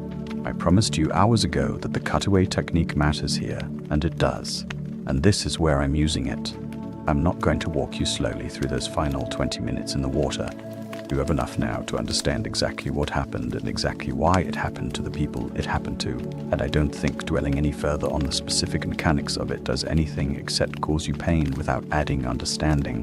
What I will tell you, because it's the true and necessary next beat of this story, is what happened afterward, in the hours before dawn, when the only sound left on the North Atlantic was very quiet water, and the only light was starlight, and 706 people sat in 20 half-empty lifeboats, waiting in the cold for something irony thing to come. That's next, and I promise you it's the part of tonight that finally, genuinely gets better. Rest of you need to. We're almost morning. Part 6. What came after a ship called the Carpathia was about 58 miles away when her wireless operator, a young man named Harold Cottam, caught Titanic's distress signal almost by accident, in the middle of undoing his boots and getting ready for bed. He ran it straight to his captain, a man named Arthur Rostron, who did something in the next few minutes that I think deserves to be remembered with just as much weight as any of the failures we spent tonight cataloguing. Rostron didn't hesitate, and he didn't wait for confirmation, and he didn't split the difference the way Captain Lord a few miles further off was about to. He turned his ship immediately, ordered full speed through waters he knew contained ice, doubled his lookouts, and started giving orders. Which doctor would handle which class of survivor, where blankets and hot drinks would be staged, how the gangway doors would be rigged to bring frozen, shaking people aboard as gently and quickly as possible. Before he had any idea how many people he'd actually find, or whether he'd find anyone alive at all, it took Carpathia roughly 3.5 hours, at a genuinely reckless speed for a ship dodging icebergs in the dark, to reach Titanic's last reported position. She arrived at around 4 in the morning. Titanic had gone under nearly an hour and 40 minutes earlier. Whatever Rostron and his crew were about to find, they knew going in that they were almost certainly too late for most of it. What they found were 20 half-empty lifeboats, scattered across miles of black, freezing water, holding 706 survivors between them, along with a scattering of floating debris, deck chairs, and, Rostron would later report, only a small handful of bodies still visible on the surface. Most of what remained of the roughly 1,500 people who'd gone into the water, having already slipped beneath it in the 90 minutes since the ship went down. The first lifeboat came alongside at around 4:10. It took over 4 hours, working boat by boat in the growing dawn light to bring every survivor aboard. The last of them climbed up Carpathia's side at 8:30 that morning. Somewhere in that stretch of hours, the Californian, the ship whose crew had watched rockets go up in the night and done nothing about them, finally arrived at the scene herself, roused at last by wireless traffic from an entirely different vessel the next morning. She found nothing left to rescue. Every living survivor was already aboard Carpathia by the time she got there. Archibald Gracie, the first-class survivor, gave us that line about the gate finally breaking. They could not keep them down. Also gave us one of the most quietly devastating descriptions of that hour and a half of waiting before Carpathia arrived. The sound of hundreds of people in the water calling out, weaker and weaker, until the calling simply stopped. And he gave us, on the other side of that same night, one of the kindest lines too, describing how the passengers already aboard Carpathia received the survivors with open arms, hot drinks, and, his words, acting like ministering angels. Both of those things happened within a few hours of each other on the same stretch of ocean, and I think that's actually a fair way to end the story of that night specifically. The absolute worst of what people are capable of doing to each other through indifference and bureaucracy and inherited hierarchy, and the absolute best of what people are capable of doing for total strangers, back to back, inside the same 12 hours. Carpathia carried her 706 survivors into New York Harbor on the evening of the 18th of April, 4 days after the collision, docking at Pier 54 to a waiting crowd of tens of thousands. And it's here, in the docking itself, that the class sorting that had shaped this entire story from the very first shipyard scene finally, fittingly, plays out, one last time in miniature. First and second class survivors were disembarked at Pier 54, greeted by the crowds and the press. Titanic's own recovered lifeboats. 13 of the 20, all Carpathia had room to carry, the other 7 simply abandoned, empty, on the Atlantic, were unloaded separately, back into White Star Line's own possession, at a different pier entirely. Even the boats that had saved 700 lives got routed on arrival, according to which company owned them, rather than what they'd just been through. Let's talk about what happened to some of the people you've spent the last several hours getting to know, because I think you've earned the follow-through, and because a few of these endings are genuinely worth knowing. Frederick Barrett, the leading fireman who spent his last hour in the boiler rooms finally putting out a 4-day coal fire, minutes before the iceberg made that victory almost beside the point.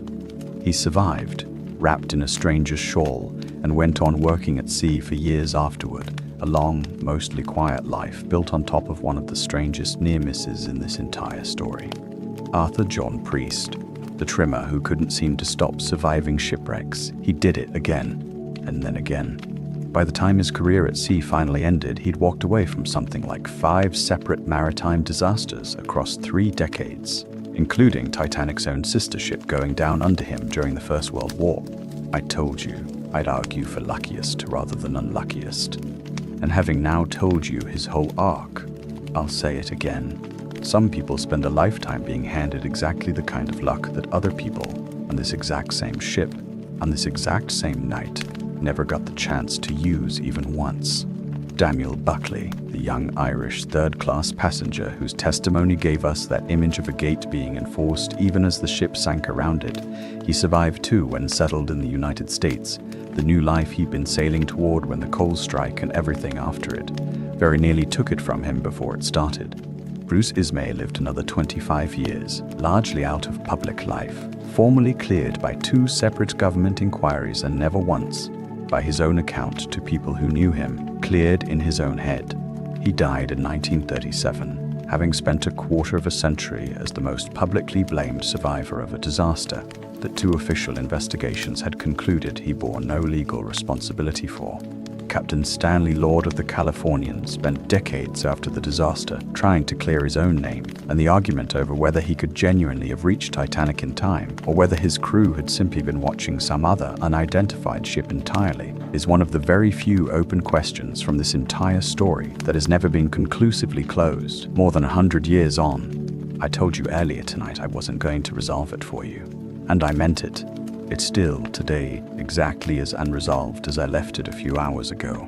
The reason we know as much as we do about any of this, Lord's chart room, Hendrickson's testimony in Lifeboat 1, Daniel Buckley's gate, Frederick Barrett's coal fire, comes down largely to one Michigan senator who moved faster than almost anyone else in the entire disaster's aftermath.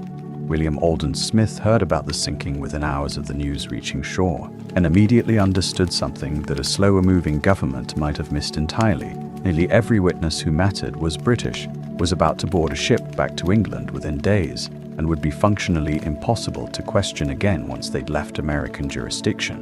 Smith tried reaching President Taft directly to push for an official inquiry and was told through an aide that no action was currently planned. He didn't wait for the White House to catch up. He went to the Senate floor himself, got a resolution passed granting his own subcommittee the power to investigate, and had subpoenas drawn up for Bruce Ismay and Titanic's surviving officers before Carpathia had even finished docking. He and a small group of colleagues, along with a deputized county sheriff carrying the actual paperwork, boarded the rescue ship the moment she tied up at Pier 54 and served Ismay his subpoena before the man had so much as reached a hotel room. The hearings opened the very next morning, the 19th of April, at the Waldorf Astoria Hotel in New York, with Ismay as the first witness, meaning some of Titanic's surviving crew gave sworn testimony about the worst night of their lives, less than 5 days after living through it, in some cases still in the same clothes Carpathia had lent them. Smith wasn't a maritime expert, and the British press, not always kindly, made sure everyone knew it. He earned the nickname Watertight Smith after a moment in the hearings when he asked, with what witnesses in the room described as genuine sincerity, whether a watertight compartment was a space where a passenger might go to shelter during an emergency, rather than what it actually was, a sealed structural section of hull designed to contain flooding. It's an easy detail to laugh at, and I'll admit I did too, the first time I read it. But I don't think it should overshadow what Smith actually pulled off in 18 days of hearings that followed, with 7 other senators, 80-some witnesses, and a final report that ran well over 1,000 pages. He got Ismay on the record. He got officers describing the cancelled lifeboat drill, the missing binocular key, the ice warnings, the class-based confusion on the boat deck, all of it on paper under oath. While the memories were still raw enough to be reliable and before White Star's own lawyers had a chance to fully coordinate a defense. Whatever his gaps in nautical vocabulary, it was Smith's stubborn, fast-moving, occasionally clumsy insistence on getting the facts locked down immediately, rather than waiting for a more comfortable, more distant moment that built much of the public record this entire video has been drawing from tonight. Sometimes the person who asks the slightly wrong question is still the only person in the room who had the sense to ask it before everyone else went home. And here, finally, is the part of tonight's story that I think matters most. Because it's the part where the system itself, not any single person's choice, but the actual structural machinery we spent the first half of tonight walking through, brick by brick, finally changed. 2 years after the sinking in 1914, the first International Convention for the Safety of Life at Sea was adopted by the major maritime nations, directly and explicitly in response to what had happened on this one ship. It required, for the first time in international law, that passenger vessels carry enough lifeboats for every single person aboard, not a number calculated off a frozen 1894 tonnage table that had simply stopped scaling once ships got too big for anyone to have imagined. It mandated actual lifeboat drills for passengers as well as crew, rather than the optional, easily cancelled formality that had been skipped on Titanic's own final Sunday morning. It required round-the-clock wireless watches, so that a message like the Masaba's precise, specific, ultimately buried ice warning could never again simply sit unread on an overworked operator's desk because he happened to be busy with paying passengers' postcards home. And that same year, the International Ice Patrol was established, a body that still exists today, whose entire purpose, from its very first year of operation, has been to track ice in the North Atlantic shipping lanes, so that no ship ever again has to rely purely on a lookout's unaided eyes on a moonless, mirror-calm night with no binoculars because someone back on a dock in England forgot to have a spare key cut. None of that came free. It came at a cost of roughly 1,500 lives, paid overwhelmingly, disproportionately, by exactly the people this whole story has kept circling back to. The third-class passengers, the black gang below the waterline, families like the Goodwins and the Sages who never should have been rerouted onto the ship in the first place, over a coal strike that had nothing to do with any of them. The regulations that exist today, the ones that make it almost unthinkable for a modern passenger ship to sail without a lifeboat seat for every person aboard, exist specifically because those people didn't have one, and enough of the world was watching in real time as the consequences of that gap played out in public, that it finally became impossible to keep pretending the old rules were good enough. I want to close with one more number, because I think it's the number that actually earns the 4 hours we've just spent together, more than any single dramatic scene could. Of the roughly 2,200 people aboard Titanic that night, about 706 survived. 97% of first-class women lived. 86% of second-class women lived. Just under half of the women in third class lived. Only about 20% of third-class children lived. Less than a third of the survival rate their first-class counterparts enjoyed. None of that gap is explained by courage, or by panic, or by anyone's individual choices in the final hour, even though individual choices absolutely mattered, on both sides of that line over and over all night long. That gap is explained by a ticket price, by a corridor layout drawn up in a Belfast drafting office years before any of these families had ever heard the ship's name, by a lifeboat law frozen in 1894, by a coal strike and a rerouted booking, and a gate that held for just long enough to matter, and a company that categorized its own dead bandmaster as freight. I told you right at the start of tonight, standing on that scaffolding 50 feet up with a glowing rivet in your hand, that your odds of surviving this ship were being decided long before any iceberg ever entered the picture. I hope 4 hours later you can see exactly what I meant, and I hope it's the kind of thing that sits with you, not as a horror story, but as a genuinely useful, genuinely important piece of how the world you're living in right now, still, in 1,000 quieter ways, works. Thank you for spending tonight with me. If this is a channel you've found yourself coming back to, that means more than any number the algorithm could show me, and I mean that sincerely, not as a script. If you're new here and you made it all the way through this one, welcome. There's a lot more where this came from, and I genuinely love to have you back. The regulars who comment every single time, who tell me where in the world they're falling asleep from. Thank you, truly, for being the strange, kind, scattered little community that makes doing this worth it. Get some real sleep now if you haven't already drifted off somewhere back in the boiler rooms, which, honestly, would be a perfectly good place to have lost the thread. Pull the blanket up the rest of the way. Let the lights stay off. I'll be back soon with another one. Good night.